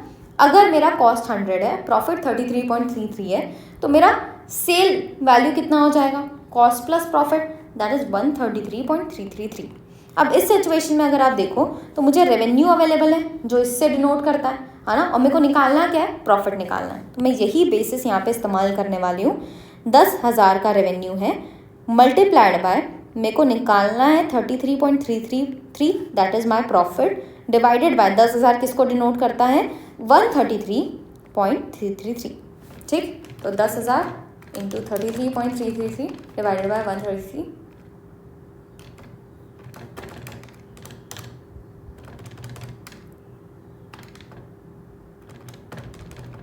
That is equal to 2,500। ठीक, चलो हमारा प्रॉफिट निकल गया। प्रॉफिट को अगर मैं हटा दूँ तो यहाँ पे मेरे को टोटल कॉस्ट मिल जाएगा of product Y, 10,000 minus 2,500, that is equal to 7,500। ये टोटल खर्चा है। टोटल खर्चे में से मैं सेपरेट कॉस्ट पहले हटा दूँ, है ना, क्योंकि वाई का सेपरेट कॉस्ट मुझे स्पेसिफिकली दिया हुआ है कितना है, 2,800, 2,500, 1,000, कितना होगा 6,300। ये 6,300 हम यहाँ से रिड्यूस कर रहे हैं, तो एट लास्ट मेरे पास कितना खर्चा बचा, 7,500 minus 6,300, that is equal to 1,200 बचा। तो एक बात बताओ यार, अगर मैंने टोटल खर्चे से सेपरेट कॉस्ट माइनस कर दिया है तो उसके बाद जो खर्चा बचेगा वो क्या होता है, जॉइंट कॉस्ट। तो ये हमारा जॉइंट कॉस्ट कैलकुलेट हो गया जो प्रोडक्ट वाई के पास जा रहा है। तो क्या मैं इसकी मदद से ये कैलकुलेट कर सकती हूँ कि प्रोडक्ट एक्स के पास कितना जॉइंट कॉस्ट जाएगा। कैसे, हमको देखना पड़ेगा कि टोटल जॉइंट कॉस्ट कितना है, 10,000 plus 4,000 plus 2,500, total joint cost है मेरे पास 16,500। ठीक, कहाँ कैलकुलेशन करूँ यार, यहाँ पे करते हैं। ठीक है, इसको हम यहाँ पे ऐड करते हैं। टोटल जॉइंट कॉस्ट है हमारे पास 16,500। इसमें से हमारे प्रोडक्ट वाई का जॉइंट कॉस्ट कितना है, 1,200, बचा कितना 15,300। ये किसका होगा, हमने अगर दो ही प्रोडक्ट बनाया है प्रोसेसिंग करके, एक का अगर 1,200 है तो बचा हुआ किसका कितना होगा, किसका होगा, प्रोडक्ट एक्स का। ठीक, तो ये हो गया प्रोडक्ट एक्स का जॉइंट कॉस्ट 15,300। और हमको क्या निकालने बोला था, हमको निकालने बोला था कि भाई ये निकालो और साथ साथ अकाउंट बना के कॉस्ट शो करो एक्स का। तो अब मेरे को अकाउंट प्रिपेयर करना है। यहाँ पे हमने खर्चे तो निकाल लिए कि जॉइंट कॉस्ट कितना जाएगा प्रोडक्ट एक्स में, पर ये अकाउंट बन के कैसे कैलकुलेट होगा वो अब हम देख रहे हैं। इसके लिए हम 3 अकाउंट्स बनाएंगे। पहला होगा सारे जॉइंट एक्सपेंसेस का अकाउंट, दूसरा प्रोडक्ट एक्स का अकाउंट, तीसरा प्रोडक्ट वाई का अकाउंट। ठीक है, जॉइंट एक्सपेंसेस टू मटेरियल, जैसे नॉर्मल आप अकाउंट बनाते हो ना वैसे ही आपको यहाँ पे बनाना है। सारे एक्सपेंसेस आप डेबिट साइड लिखते जाओगे। हमको मटेरियल दिया हुआ है जॉइंट का 10,000, 4,000, 2,500 टोटल खर्चे हैं, 10,000, 4,000, 2,500। अब ये खर्चा कहाँ जाएगा, ये खर्चा प्रोडक्ट एक्स में जाएगा और प्रोडक्ट वाई में जाएगा। कितना किस में जाएगा, हमने कैलकुलेट कर लिया कि 1,200 प्रोडक्ट वाई में जाएगा और बचा हुआ 15,300 प्रोडक्ट एक्स में जाएगा। तो हम प्रोडक्ट एक्स में क्या लिखेंगे, 2 जॉइंट एक्सपेंस, कितना आया 15,300। इसके अलावा भी हम प्रोडक्ट एक्स में खर्चा कर रहे हैं 2,000, 2,500, 1,400।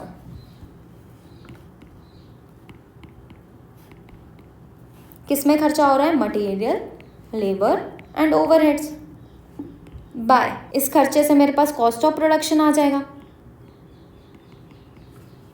15,300 plus 2,000 plus 2,500 plus 1,400, that is equal to 21,200। और मैं कितने यूनिट्स बना रही हूँ प्रोडक्ट एक्स के, 150। So 21,200 divided by 150, that is equal to 141.33 per quintal मेरा यहाँ पे कॉस्ट ऑफ प्रोडक्शन आ रहा है। सिमिलर वे में प्रोडक्ट एक्स के लिए भी हम कैलकुलेट कर सकते हैं कि कितना जॉइंट एक्सपेंसेस का आया, कितना मटेरियल है, कितना लेबर है, कितना ओवरहेड है। Joint expense 1,200, material, labour, overhead 2,800, 2,500, 1,000।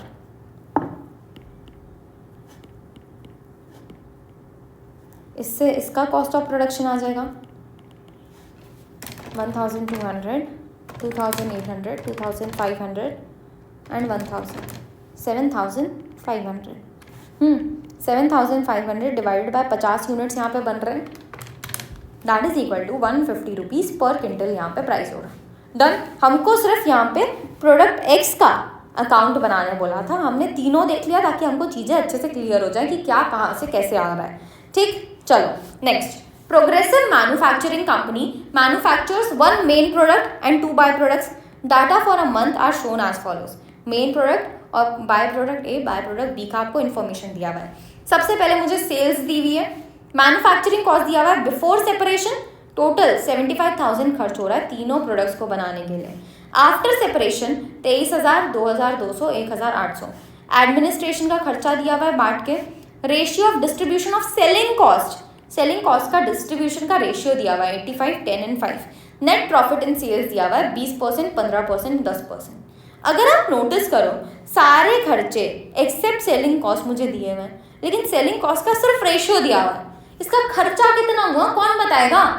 हम कैसे किसको अपोर्शन करें 85, 10 और 5 में, है ना? तो हमको सेलिंग कॉस्ट का खर्चा यहाँ पे कैलकुलेट करना पड़ेगा। तो ऐसे आपको क्वेश्चंस को बहुत अच्छे से पढ़ना ज़रूरी है, अदरवाइज क्या होगा पता है, आप इसको पूरा सॉल्व कर दोगे कि भाई नेट प्रॉफिट माइनस कर दो, एडमिन कॉस्ट माइनस कर दो, फिर देखोगे यार सेलिंग कॉस्ट का तो सिर्फ रेशियो दिया है, फिर से कैलकुलेशन करनी पड़ेगी। तो बेटर है कि हम पहले क्वेश्चन को अच्छे से पढ़ लें और फिर उसके बाद कैलकुलेशन करें, है ना? Assuming no beginning and ending inventory, कोई भी बिगिनिंग एंडिंग इन्वेंट्री नहीं है, आपको जॉइंट कॉस्ट को अपोर्शन करना है मेन प्रोडक्ट और बाय प्रोडक्ट्स के बीच में। ठीक, सबसे पहले मुझे सेलिंग कॉस्ट कैलकुलेट करना पड़ेगा कि कितना है।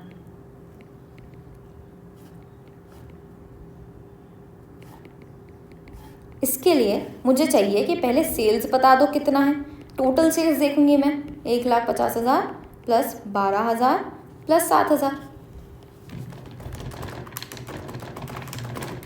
That is equal to 1,69,000। Next, इसमें प्रॉफिट कितना हो रहा है वो हटाना पड़ेगा मुझे। प्रॉफिट है 20%, 15%, 10%, तो 1,50,000 का 20% प्लस 12,000 का 15% प्लस 7,000 का 10%। प्रॉफिट इन सेल्स दिया हुआ है, इसीलिए हमने सेल्स के हिसाब से इसको कैलकुलेट किया।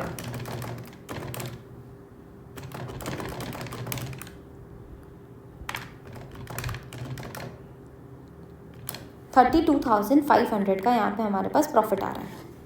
नेक्स्ट, प्रॉफिट अगर मैं यहाँ से हटा दूँ तो मेरे पास क्या बचेगा? सारे खर्चे बचेंगे।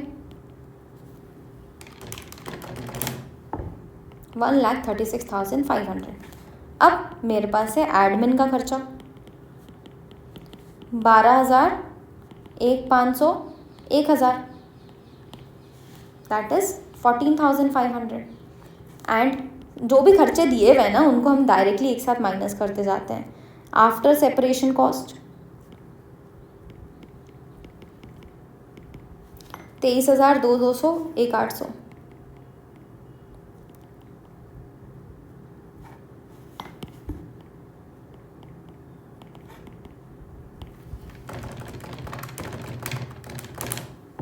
$27,000 बिफोर सेपरेशन, मतलब हम जॉइंट कॉस्ट बोल सकते हैं इसको। 75,000। ठीक, बाकी सारे खर्चे मैंने माइनस कर दिए, सिर्फ सेलिंग कॉस्ट बचा क्योंकि ये हमको नहीं पता है। तो एट द एंड अगर कोई वैल्यू बचेगी तो वो सेलिंग कॉस्ट होगा, है ना? 1,36,500 minus 14,500 minus 27,000 minus 75,000, that is equal to 20,000 बच रहा है हमारे पास। और ये क्या होगा? ये हमारा सेलिंग कॉस्ट है। ठीक, सेलिंग कॉस्ट मिल गया। अब सेलिंग कॉस्ट किस बेसिस में अपोर्शन किया जा रहा है? 85, 10 एंड 5। तो ये हम कैलकुलेट कर लेते हैं। सेलिंग कॉस्ट अपोर्शनमेंट, कि हर एक प्रोडक्ट में कितना सेलिंग कॉस्ट जाएगा। प्रोडक्ट ए, बी और सी। ए बी सी है क्या? नहीं, मेन प्रोडक्ट है और बाय प्रोडक्ट है। Main product, by product A, by product B. Total selling cost हमारे पास कितना है? 20,000 का। 85% जाएगा मेन प्रोडक्ट में, तो 20,000 का 85% 17,000। नेक्स्ट, 15% और 10% 3,000 और 2,000। ठीक है, सही से कैलकुलेट हुआ है? 2000 नहीं, 5% जाएगा इधर 5% जाएगा तो 1000। डन। हमने सेलिंग कॉस्ट डिस्ट्रीब्यूट कर दिया। अब हमको डायरेक्टली जॉइंट कॉस्ट निकालना है कि हर एक में कितना जॉइंट कॉस्ट अपोर्शन होगा। कैसे कैलकुलेट होगा? तो हम फिर से सेलिंग में से प्रॉफिट को माइनस करेंगे, लेकिन अब सबका अलग अलग कैलकुलेशन होगा। सेलिंग में से प्रॉफिट को माइनस किया जाएगा, फिर सेलिंग कॉस्ट को माइनस किया जाएगा, फिर एडमिन कॉस्ट को माइनस किया जाएगा, फिर आफ्टर सेपरेशन कॉस्ट को माइनस किया जाएगा। एट लास्ट जो बचेगा वो जॉइंट कॉस्ट अपोर्शन हमारे पास बचेगा। ठीक है, तो ये तरीका अब हम अपनाने वाले हैं। तो आपको ऐसा टाइप का क्वेश्चन हमने पहले भी सॉल्व कर लिया, तो आप इसको अब खुद से ट्राई कर सकते हो आगे की चीज़ें, फिर उसके बाद मेरा आंसर देखना। ठीक है, main product, by product A, by product B. सबसे पहले सेल्स वैल्यू लिखेंगे, 1,50,000, 12,000, 7,000।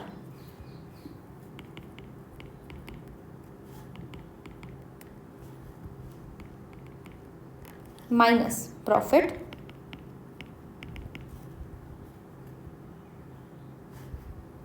%20 है इसमें, मतलब 30,000। नेक्स्ट सिचुएशन में हमारे पास 15%, 12,000 का 15% इस 1,800। एंड लास्ट सिचुएशन में हमारे पास 10%, 700।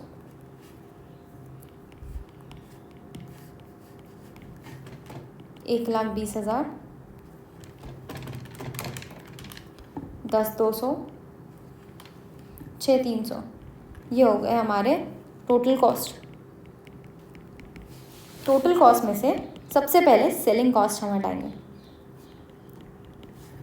जो है फर्स्ट सिचुएशन में 17,000, नेक्स्ट 3,000, लास्ट 1,000। इसको वर्किंग नोट दे दो, वर्किंग नोट नंबर 1, या फिर 2 बोल सकते हैं हम, क्योंकि ये वाला वर्किंग नोट 1 बन जाएगा हमारा।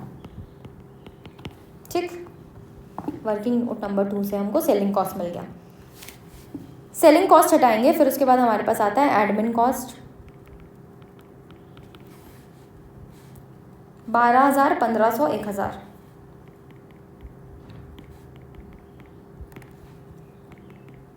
And last after separation cost,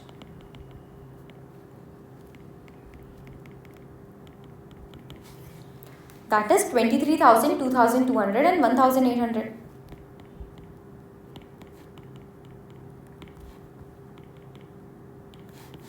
eight last हमारे पास जो होगा वो होगा joint cost apportioned, 1,20,000 minus 17,000 minus 12,000 minus 23,000, that is equal to 68,000। Next 1,02,000 नहीं sorry 10,200 minus 3,000 minus 1,500 minus 2,200, that is equal to 3,500।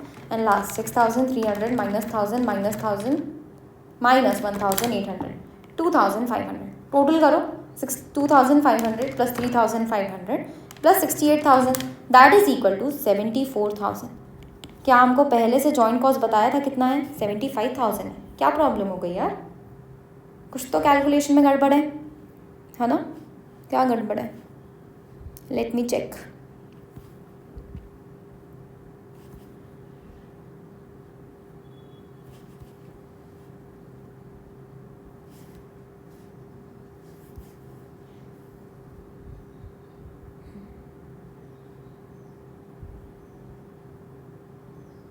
Selling expenses हमने गड़बड़ कैलकुलेट की। ओके, सेलिंग एक्सपेंस 10% है यार ये, तो मतलब 20,000 का 10% हम यहाँ पे कैलकुलेट करेंगे, दैट इज इक्वल टू 2,000, है ना?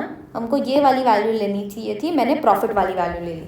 चलो, सो अगर मैं इसको 2,000 कर दूँ यहाँ से, तो एट लास्ट मेरे पास कितना आएगा? 4,500 आएगा। 4,500 plus 2,500 plus 68,000, that is equal to 75,000।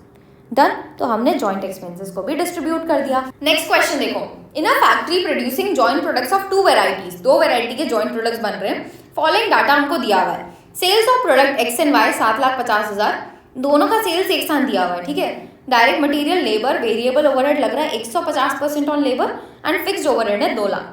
ठीक है, ये मेरे हो गए जॉइंट कॉस्ट, क्योंकि ये दोनों प्रोडक्ट्स में एक साथ दिए हुए हैं। लेकिन इस बार तो सेल्स भी एक साथ दी हुई है। उसके आगे देखो क्या बोल रहा है, Analysis of sales reveal that percentage of sales of product X is 66.2/3%. मतलब ये अराउंड 66.667% हमारा प्रोडक्ट X का है, जितना भी सेल्स आपको दिया हुआ है उसमें से, है ना। That is equal to 5 lakh. 5 lakh का सेल्स प्रोडक्ट X के लिए है, बचा कितना 2,50,000, ये प्रोडक्ट Y का है। Next, management contemplate to process further joint products. Management बोल रहा है कि भाई जॉइंट प्रोडक्ट्स का आपको फर्दर प्रोसेसिंग करना चाहिए, हम उसको हायर रेट्स में बेच सकते हैं। ये फर्दर प्रोसेसिंग की फैसिलिटीज़ हमारे पास अवेलेबल हैं, तो मेरे को कोई भी फिक्स ओवरहेड एक्स्ट्रा अर्न करने की ज़रूरत नहीं पड़ेगी, है ना। Additional expenditure for further processing और टोटल सेल्स आपको दिया हुआ है। सेल्स आफ्टर फर्दर प्रोसेसिंग आप 6 लाख और 3 लाख की कर पाओगे। पहले आप कितने कर रहे थे, 5 लाख और 2,50,000, अब ज़्यादा अमाउंट पे बेच पाओगे। एडिशनल मटेरियल लग रहा है, एडिशनल डायरेक्ट लेबर लग रहा है ना। वेरी इंपॉर्टेंट थिंग हियर, हमको पहले ही बोला है कि वेरिएबल ओवरहेड 150% ऑन लेबर लग रहा है। भले यहाँ पे नहीं लिखा है, लेकिन लेबर लग रहा है ना, तो उसका 150% आपका वेरिएबल ओवरहेड भी लगेगा। 20,000 का 150% 30,000, 80,000 का 8,000 का 150% 12,000, एंड लास्ट 28,000 का 150% 42,000। डन। तो ये एक्स्ट्रा भी हमको लगने वाला है, और पहले से आज बोल दिया गया हमको कि फैसिलिटीज़ अवेलेबल हैं इसके लिए, तो कोई भी अलग से फिक्स ओवरहेड नहीं लग रहा। ठीक, अब हमको क्या बोला गया है कि ये बताओ कि हमको फर्दर प्रोसेसिंग करनी चाहिए कि नहीं करनी चाहिए। क्या यहाँ पे मेरा एम जॉइंट कॉस्ट को डिस्ट्रीब्यूट करने का है, क्या नहीं है। तो मेरा एम क्या है यहाँ पे, खर्चे का ये बताना कि फर्दर प्रोसेसिंग करनी चाहिए कि नहीं करनी चाहिए। इन दैट केस मैं जॉइंट कॉस्ट को डिस्ट्रीब्यूट करने के ऊपर फोकस नहीं करने वाली, मैं सिर्फ इसी चीज़ पे फोकस करूँगी कि यहाँ पे ज़रूरत है कि नहीं फर्दर प्रोसेसिंग की। ठीक, चलो इसके लिए ना हम दोनों प्रोडक्ट्स का पहले लिखते हैं कि रेवेन्यू कितना है। रेवेन्यू आफ्टर फर्दर प्रोसेसिंग, अगर मैंने फर्दर प्रोसेसिंग की तो उसके बाद मुझे रेवेन्यू मिलेगा 6 लाख रुपए, और इधर 3 लाख रुपए। पहले कितना रेवेन्यू मिल रहा था आपको, रेवेन्यू बिफोर फर्दर प्रोसेसिंग, यहाँ पे 5 लाख का मिल रहा था, यहाँ 2,50,000 का मिल रहा था, है ना। तो कितना एक्स्ट्रा रेवेन्यू आपने कमाया, 50,000 का एक्स्ट्रा रेवेन्यू वाई में कमाया, एक्स में 1 लाख का कमाया, तो ये हो गया मेरा इंक्रीमेंटल रेवेन्यू। अब एक बात बताओ यार, खुश हो जाएंगे ये देख के कि हमने 1 लाख का एक्स्ट्रा सेल्स किया है एक्स में, वाई में मैंने 50,000 का एक्स्ट्रा सेल्स किया है। तो ऐसे ही ऑर्गेनाइजेशन खुश नहीं होती, हमको ये देखना पड़ता है कि इसमें प्रॉफिट एक्स्ट्रा मिला कि नहीं मिला, रेवेन्यू एक्स्ट्रा हुआ कि नहीं हुआ, उससे कोई फर्क नहीं पड़ता। ठीक है, सो अब हम देखने वाले हैं कि खर्चा कितना पड़ा, एक्स्ट्रा खर्चा, incremental cost after further processing, या फिर ड्यू टू फर्दर प्रोसेसिंग आप बोल सकते हैं। एक्स्ट्रा खर्चा क्या पड़ा, 50,000, 20,000, 30,000, टोटल हमको यहाँ पे 1 लाख का एक्स्ट्रा खर्चा पड़ गया। यहाँ पे 20,000, 8,000, 12,000, दैट इज इक्वल टू 40,000 का एक्स्ट्रा खर्चा पड़ गया, है ना। अब सोचो, मैंने एक्स्ट्रा काम किया, फर्दर प्रोसेसिंग की, उसके बाद मेरे को एक्स्ट्रा रेवेन्यू 1 लाख का हो रहा है और खर्चा भी 1 लाख का ही हो जा रहा है, तो एट लास्ट में कोई भी इंक्रीमेंटल प्रॉफिट यहाँ पे अर्न कर रही हूँ क्या, कोई इंक्रीमेंटल प्रॉफिट नहीं मिल रहा है। दूसरी सिचुएशन में 50,000 मेरे को टोटल रेवेन्यू हो रहा था, 40,000 का खर्चा हो रहा है, तो इंक्रीमेंटल 10,000 का प्रॉफिट हो रहा है। In that case product Y को तो मुझे फर्दर प्रोसेसिंग करनी चाहिए, क्योंकि इससे मुझे फायदा मिल रहा है। एक बात बताओ, प्रोडक्ट एक्स को फर्दर प्रोसेसिंग करूँ कि नहीं करूँ, क्योंकि करने से मेरे को कुछ अलग से फायदा नहीं मिल रहा है, तो इसका फर्दर प्रोसेसिंग होना चाहिए कि नहीं होना चाहिए, सोच के देखो, है ना। तुम कम पढ़ाई करके भी 60 मार्क्स लेके आ सकते हो, और तुम अगर ज़्यादा पढ़ाई करते हो तो भी 60 मार्क्स ही आएंगे। तो तुम कौन सी सिचुएशन प्रेफर करोगे, कम पढ़ाई वाली, है ना। तो वैसी ऑर्गेनाइजेशन भी कम वाली सिचुएशन प्रेफर करेगी कि भाई हमको कम काम करने से भी अगर 1 लाख का प्रॉफिट हो रहा है, तो ज़्यादा काम करके क्यों हम अपने दिमाग को जलाएं, है ना। इसीलिए वो भी यही प्रेफर करेंगे कि हम फर्दर प्रोसेसिंग ना करें प्रोडक्ट एक्स की, वो सिर्फ प्रोडक्ट वाई की फर्दर प्रोसेसिंग करेंगे। तो आप क्या सजेस्ट करोगे, प्रोडक्ट एक्स का कोई further processing is not required and product Y का आप करोगे तो आपको एक्स्ट्रा 10,000 का प्रॉफिट मिलेगा। ठीक, मूविंग फॉरवर्ड, नेक्स्ट क्वेश्चन देखो। ब्यूटी सोप कंपनी मैन्युफैक्चर कर रही है 4 different brands of soap, namely Komal, lovely, makeup and nice. नाम कितने ज़बरदस्त है ना, इंस्टीट्यूट भी आपको खुश देखना चाहती है कि क्वेश्चन सॉल्व करते करते खुश रहो, है ना। The data on production and sales of these brands during 2022 is reproduced below. आपको प्रोडक्शन एंड सेल्स की यूनिट्स दी हुई हैं कि मैं जितनी यूनिट्स बना रही हूँ उतने ही बेच रही हूँ, ठीक। नेक्स्ट, सेल्स वैल्यू दिया हुआ है, ये सेल्स वैल्यू लैक्स में है, तो 15 lakh, 31 lakh, 2.8 lakhs and 1.2 lakhs. All of the above soaps are manufactured jointly, हम इनको बना रहे हैं up to a particular process. At split off point they are formed into cake stand packet, है ना। तो split off point के बाद उनको मैं पैकेज करती हूँ। The annual cost data were as under. Direct material 30 lakh, value added 20 lakh, तो मेरे को पूरे साल भर का जो भी खर्चा लग रहा है वो दिया हुआ है। Includes profit at 25% on total cost. As तुमको वैल्यू एडेड दिया हुआ है, तो वैल्यू एडेड में तुम्हारे डायरेक्ट मटेरियल का खर्चा, तुम्हारे डायरेक्ट लेबर का खर्चा, तुम्हारे ओवरहेड्स का खर्चा और साथ साथ प्रॉफिट भी इंक्लूडेड होता है। तो ये वैल्यू एडेड में आपका प्रॉफिट भी इंक्लूडेड है, ये बताया गया। कितना है profit? 25% on total cost. Out of the above brands makeup is sold in unpacked condition. Makeup को पैकिंग नहीं किया जाता, मतलब कोई भी फर्दर प्रोसेसिंग नहीं की जाती। While the other 3 brands further processed at an additional cost as follows. कोमल का 1,20,000, लवली का 1,30,000, नाइस का 50,000, ये हमारा फर्दर प्रोसेसिंग का कॉस्ट है। आपको वर्कआउट करना है profit and cost of each brand of soap after allocating joint cost on the basis of net realisable value at split of point. Split of point में जितना नेट रियलाइजेबल वैल्यू है उसके हिसाब से तुम अपोर्शन करोगे जॉइंट कॉस्ट को और प्रॉफिट निकालोगे, ठीक है। सबसे पहले तो मुझे ये पता करना पड़ेगा यहाँ पे कि भाई जॉइंट कॉस्ट कितना है, क्योंकि अगर आप नोटिस करो तो मेरे को डायरेक्ट मटेरियल दिया हुआ है, वैल्यू एडेड दिया हुआ है, वैल्यू एडेड में प्रॉफिट भी इंक्लूडेड है, तो बहुत कॉम्प्लिकेशन है इधर, है ना। तो हम अलग से जॉइंट कॉस्ट एक बार निकाल लेते हैं कि कितना जॉइंट कॉस्ट होना चाहिए। जॉइंट कॉस्ट निकालने के लिए पहले तो मुझे चाहिए होगा sales value, total sales value देखो फॉर ऑर्गेनाइजेशन, है ना। 15 plus 31 plus 2.8 plus 1.2 that is equal to 50 lakh का मेरा सेल्स वैल्यू है। इसके बाद मैं इसमें से फर्दर प्रोसेसिंग का खर्चा हटा देती हूँ। नहीं, सबसे पहले तो प्रॉफिट हटाना चाहिए। प्रॉफिट कितना है? 25% on total cost. So let's say total cost अगर मेरा 100 है तो इसका 25% मतलब 25 होगा, और मेरी सेल्स इससे कितनी आ जाती है? 125। आज मेरे पास सेल्स अवेलेबल है तो इसकी मदद से मैं कैलकुलेट कर सकती हूँ प्रॉफिट। 50 लाख जो 125 को डिनोट करता है, और मेरे को क्या कैलकुलेट करना है? 25, दैट इज प्रॉफिट, है ना। 10 लाख का मेरा यहाँ पे प्रॉफिट आ रहा है। 40 लाख एट लास्ट आपकी कॉस्ट हो जाएगी। टोटल कॉस्ट मेरी 40 लाख है। टोटल कॉस्ट में से फर्दर प्रोसेसिंग का कॉस्ट अगर मैं हटा दूँ, कितना खर्चा है? 1,20,000 प्लस 1,30,000, 2,50,000 प्लस 50,000, 3 लाख का खर्चा है। ये हटा दूँ तो मेरे पास कितना बच रहा है? 37 लाख। ये 37 लाख क्या होगा? मेरा जॉइंट कॉस्ट होगा। अगर आप फर्दर प्रोसेसिंग के खर्चे को हटा देते हो, कोई भी एडमिन, कोई भी सेलिंग खर्चा नहीं है हमारे पास, तो एट लास्ट जो बच रहा है वो हमारा जॉइंट कॉस्ट होता है, ठीक। तो हमने जॉइंट कॉस्ट की वैल्यू निकाल ली कि 37 लाख का हमारे पास जॉइंट कॉस्ट है। अब हमको इसको डिस्ट्रीब्यूट करना है net realisable value at split of point के हिसाब से। तो सबसे पहले सबका रेवेन्यू लिखना पड़ेगा। कोमल, लवली, मेकअप, नाइस,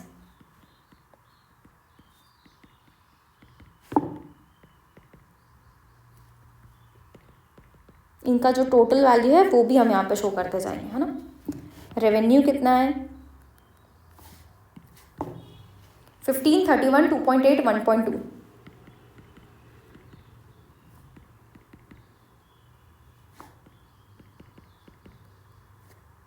2.8 है ना।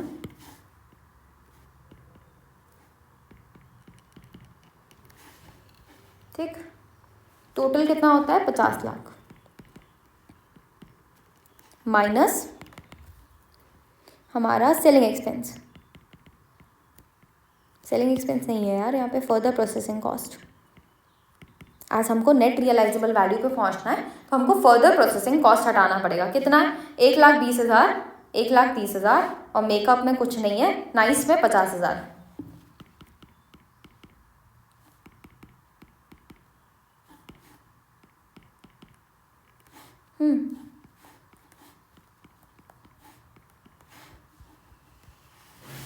दैट इज इक्वल टू, यहाँ से 3 लाख जाएगा, 47 लाख आएगा। 1,20,000 माइनस 50,000 इज 70,000, 2,80,000,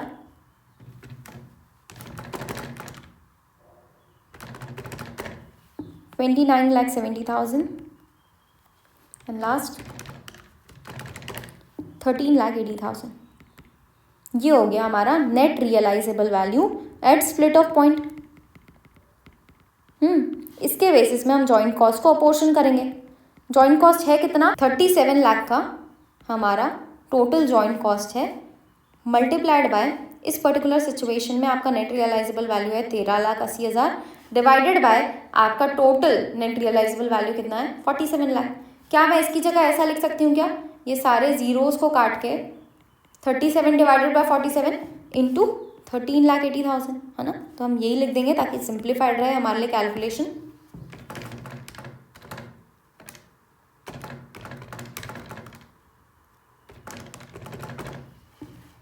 फर्स्ट सिचुएशन में हमारे पास आ रहा है 1,08,6,383, ठीक है। Next situation 37 divided by 47 into 29,70,000।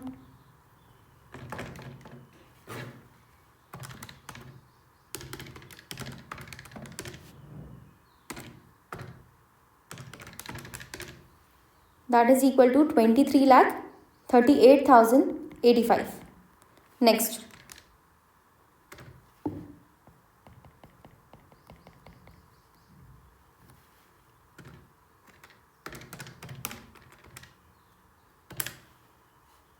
$220,426. Next, 37 divided by 47 है, ठीक है ना, 70,000।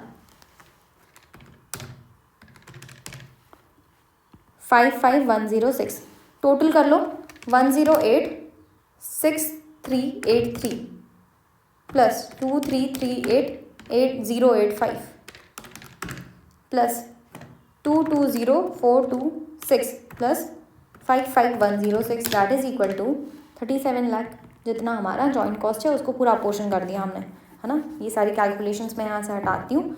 अब नेट रियलाइजेबल वैल्यू से जॉइंट कॉस्ट हटा दोगे तो तुम्हारे पास क्या आ जाएगा at last, profit.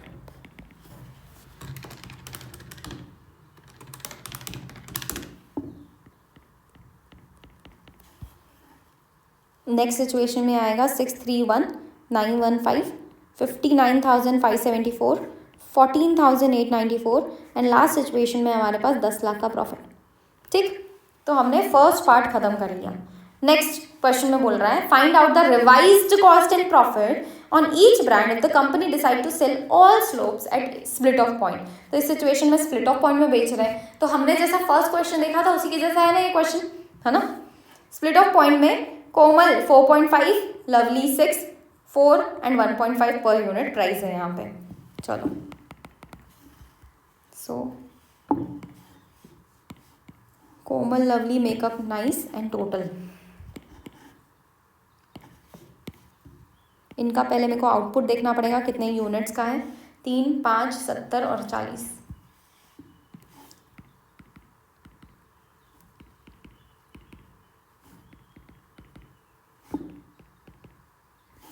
Per unit revenue 4.5, 6, 4, 1.5।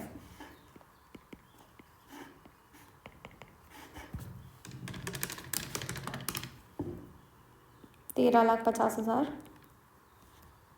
30 lakh, 2,80,000, 60,000। Total revenue कितना हो रहा है,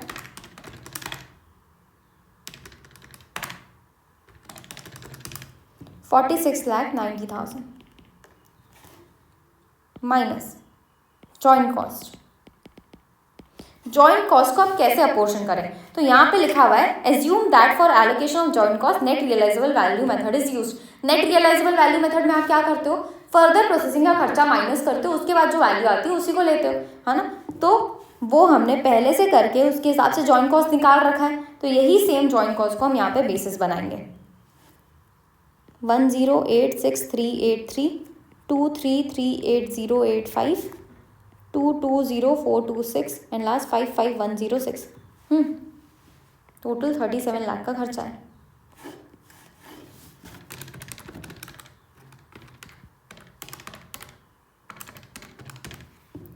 टू 63617, नेक्स्ट 661915, नेक्स्ट में आएगा ये 59,574, 4894 एंड लास्ट 9,90,000 का आपका एट लास्ट प्रॉफिट आ रहा है। ठीक, अब आपको पूछ रहा है क्वेश्चन में कि with the working results in A and be above advice करो कि ब्यूटी सोप कंपनी को क्या प्रोसेसिंग डिसीजन लेना चाहिए, कौन से ऐसे सोप्स है जिसको स्प्लिट ऑफ पॉइंट पे बेचना चाहिए और किसको आपको फर्दर प्रोसेसिंग करने चाहिए ताकि मैक्सिमाइज किया जा सके प्रॉफिट। ठीक है, तो यहाँ पे भी हम टेबल बना सकते हैं।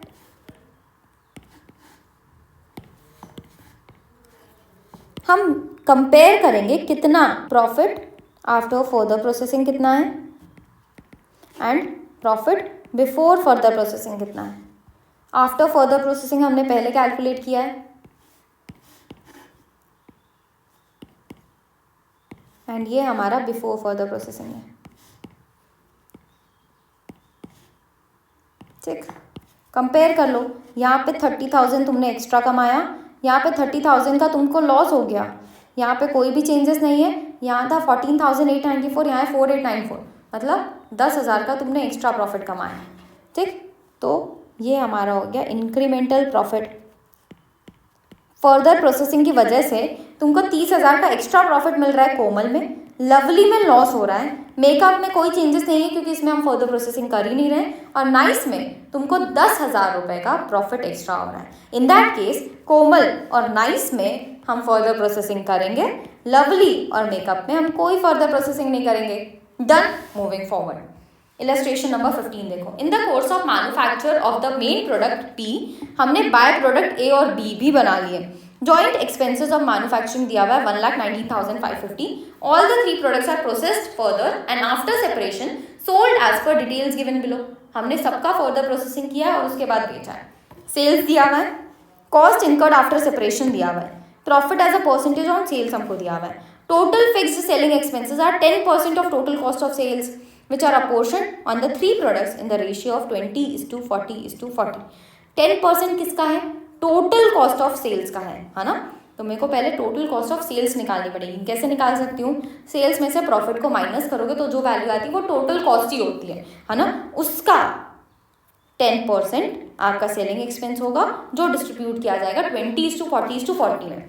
प्रिपेयर करना है आपको statement showing the apportionment of joint cost to the main product and the 2 by products. If the by product A is not subject to further processing, अगर इसमें फर्दर प्रोसेसिंग नहीं की जाए, किसमें? बाय प्रोडक्ट ए में, तो उसको मैं बेच सकती हूँ at the point of separation. कितने पे? 58,500 पे, without incurring any selling expenses. आपको बताना है कि क्या करना चाहिए इसके लिए। ठीक है, चलो पी ए बी सेल्स मेरा दिया हुआ है 90,000, 60,000 और साथ साथ ना हम यहाँ पे टोटल भी लिखते जाते हैं। ठीक है, 40,000।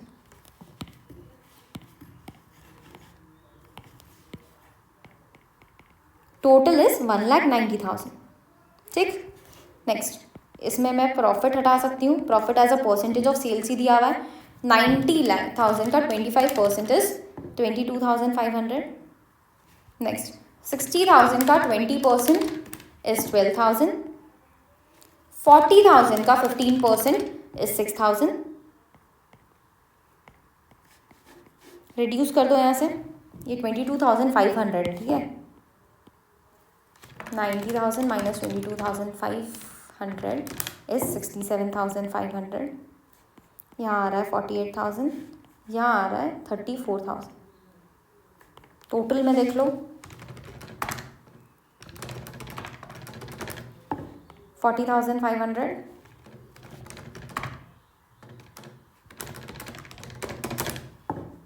1,49,500।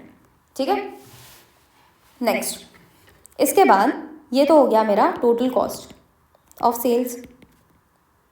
अब इसमें मैं चार्ज करूँगी सेलिंग प्राइस, सेलिंग एक्सपेंसेस, जो कि है 10% of total cost. Total cost कितनी है? 1,49,500। इसका 10% मैं कैलकुलेट करूँगी, दैट इज 14,950, है ना। 14,950 का खर्चा है, जो किस रेशियो में बचेगा? 20:40:40, जिसको मैं 2:4:4 भी बोल सकती हूँ, और एट लास्ट 1:2:2 भी बोल सकती हूँ, है ना। सो 1:2:2 में मेरे को 14,950 को बांटना है। इसमें आएगा 2,990, नेक्स्ट सिचुएशन में आएगा 5,980, एंड लास्ट में आएगा 5,980। टोटल कर लो।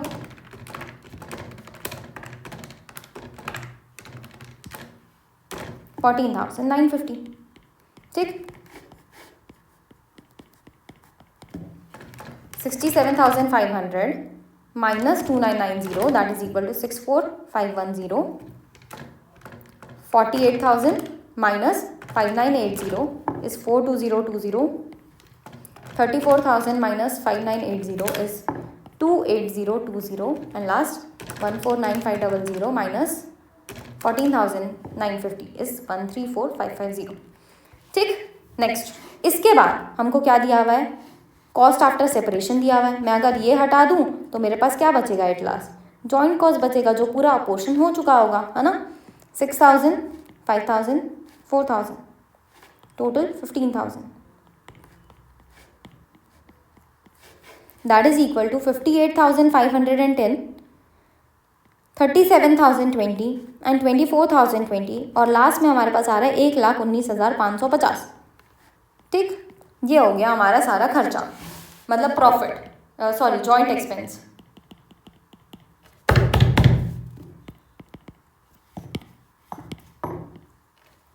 ये हो गया हमारा सारा जॉइंट एक्सपेंस डिस्ट्रीब्यूटेड, ठीक है। टोटल चेक कर लो, 1,19,550 था, उतना ही हमने डिस्ट्रीब्यूट कर दिया।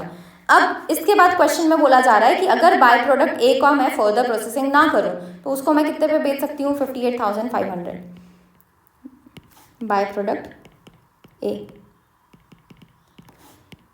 Revenue after further processing, after further processing मेरा रेवेन्यू हो रहा है यहाँ पे 60,000 का।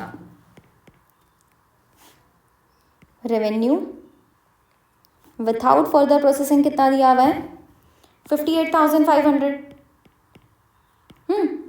सो विथआउट फर्दर प्रोसेसिंग अगर मैं 60,000, विथआउट फर्दर प्रोसेसिंग मैं 58,500 कमाती हूँ, प्रोसेसिंग के बाद मैं 60,000 कमाती हूँ, मतलब मैंने एक्स्ट्रा कितना रेवेन्यू अर्न किया?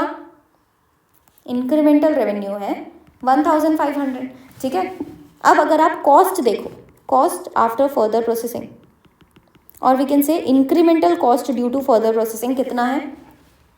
6,000 का तुमको ये नहीं, 5,000 का तुमको आफ्टर सेपरेशन का कॉस्ट पड़ रहा है एक तो, और दूसरा आपको यहाँ पे सेलिंग एक्सपेंस भी पड़ रहा है 5,980, 5,000 ये, 5,980 नेक्स्ट वाला, तो हमको टोटल कितना पड़ रहा है? 10,980 रुपये का एक्स्ट्रा कॉस्ट पड़ रहा है। तो भाई तुमको 9,480 रुपये यहाँ पे इंक्रीमेंटल लॉसेस बेयर करने पड़ रहे हैं ड्यू टू फर्दर प्रोसेसिंग। तो बेटर है ना कि तुम फर्दर प्रोसेसिंग किए बिना बेच दो, है ना। सो हमारे लिए बेटर क्या होगा कि हम बिना फर्दर प्रोसेसिंग के इस प्रोडक्ट को बेच दें, क्योंकि अगर आप फर्दर प्रोसेसिंग करते हो तो उससे 9,480 का लॉस हो रहा है, ठीक है। सो बाय प्रोडक्ट ए के लिए हम सजेस्ट करेंगे कि विदाउट फर्दर प्रोसेसिंग बेच दिया जाए। डन। नेक्स्ट क्वेश्चन, ये हमारा लास्ट क्वेश्चन होने वाला है जॉइंट एंड ड्राइव प्रोडक्ट से related. If the products are truly joint product, the cost of the process can be applied to these products. अगर ट्रूली जॉइंट प्रोडक्ट्स हैं तो उनका कॉस्ट हम अप्लाई कर सकते हैं, किस बेसिस में? On the basis of weight और other physical quantity of each product, है ना। फिजिकल क्वांटिटी के हिसाब से बांटा जा सकता है। दूसरा, in respect of the marginal cost of the process on the basis of physical quantities. हम मार्जिनल कॉस्ट मतलब वेरिएबल कॉस्ट को फिजिकल क्वांटिटी के बेसिस में बांटेंगे, और जो फिक्स्ड कॉस्ट है उसको on the basis of contribution made by the various products, इसके हिसाब से बांटा जाएगा। On the basis of selling values of different products आप बांट सकते हो। तो 3 अलग अलग तरीके बताए हैं हमारे जॉइंट कॉस्ट को बांटने के। आपको ये तीनों टाइप से जॉइंट कॉस्ट को बांट के बताना है। हमारा टोटल कॉस्ट पड़ रहा है डायरेक्ट मटेरियल, डायरेक्ट लेबर, जो हमारे मेजर प्राइम कॉस्ट हैं। ये वेरिएबल ओवरहेड है, ये फिक्स्ड ओवरहेड है। सेल्स इसकी 100 क्विंटल्स हो रही है, इसकी 150 क्विंटल हो रही है, और हमको प्राइस भी दिया हुआ है, ठीक, सबसे पहला situation, distribution of joint cost on the basis of physical quantity.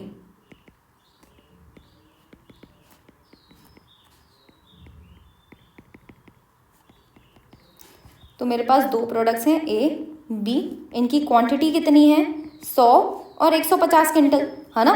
और मेरा टोटल जॉइंट कॉस्ट कितना है 5000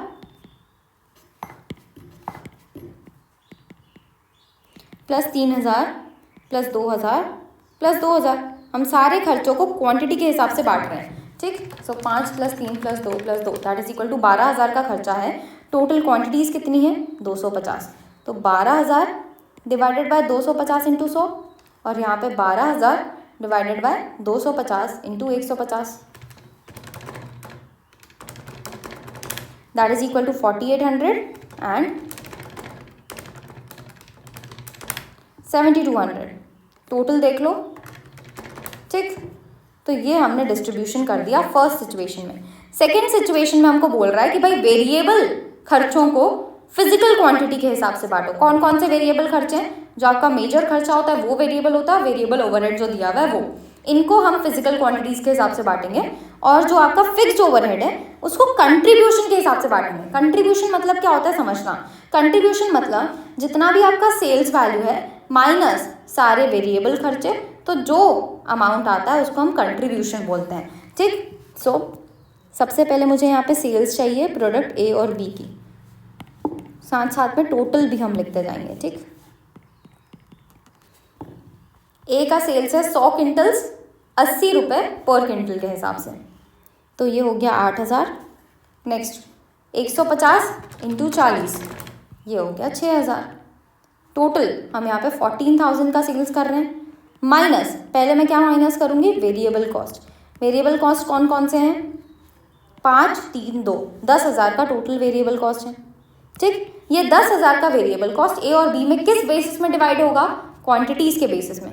तो 10,000 का खर्चा है, 250 टोटल क्वांटिटी है, ए की क्वांटिटी कितनी है 100 मल्टीप्लाइड बाय 100, है ना। 10,000 डिवाइडेड बाय 250, यहाँ पे कितनी क्वांटिटी है 150, 4000 6000। वेरिएबल कॉस्ट को मैं यहाँ से रिड्यूस कर दूँ, इधर आया नील, इधर आया 4000, ये मेरा क्या बनेगा कंट्रीब्यूशन, ठीक। अब जब फिक्स्ड कॉस्ट है उसको मैं कंट्रीब्यूशन के बेसिस में बांटने वाली हूँ, और कंट्रीब्यूशन तो सिर्फ इसी में आया है, तो सारा खर्चा फिक्स्ड कॉस्ट वाला कहाँ जाएगा सिर्फ प्रोडक्ट ए में।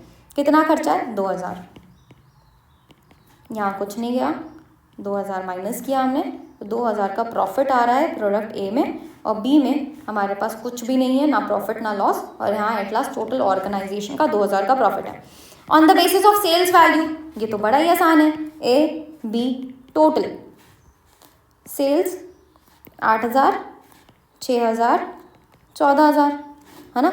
और हमारा जॉइंट कॉस्ट कितना है 12000, ये 12000 को मैं सेल्स वैल्यू के बेसिस में बांटने वाली हूँ। तो 12000 का खर्चा है डिवाइडेड बाय टोटल है 14000 का रेवेन्यू मल्टीप्लाइड बाय 8000, 6857, ठीक। नेक्स्ट सिचुएशन में 12 डिवाइडेड बाय 14 मल्टीप्लाइड बाय 6, 5143, ठीक। अब टोटल निकाल लो, यहाँ पे कितना प्रॉफिट हो रहा है 8000 माइनस 6857 1143, 6000 माइनस 5143 इज 857।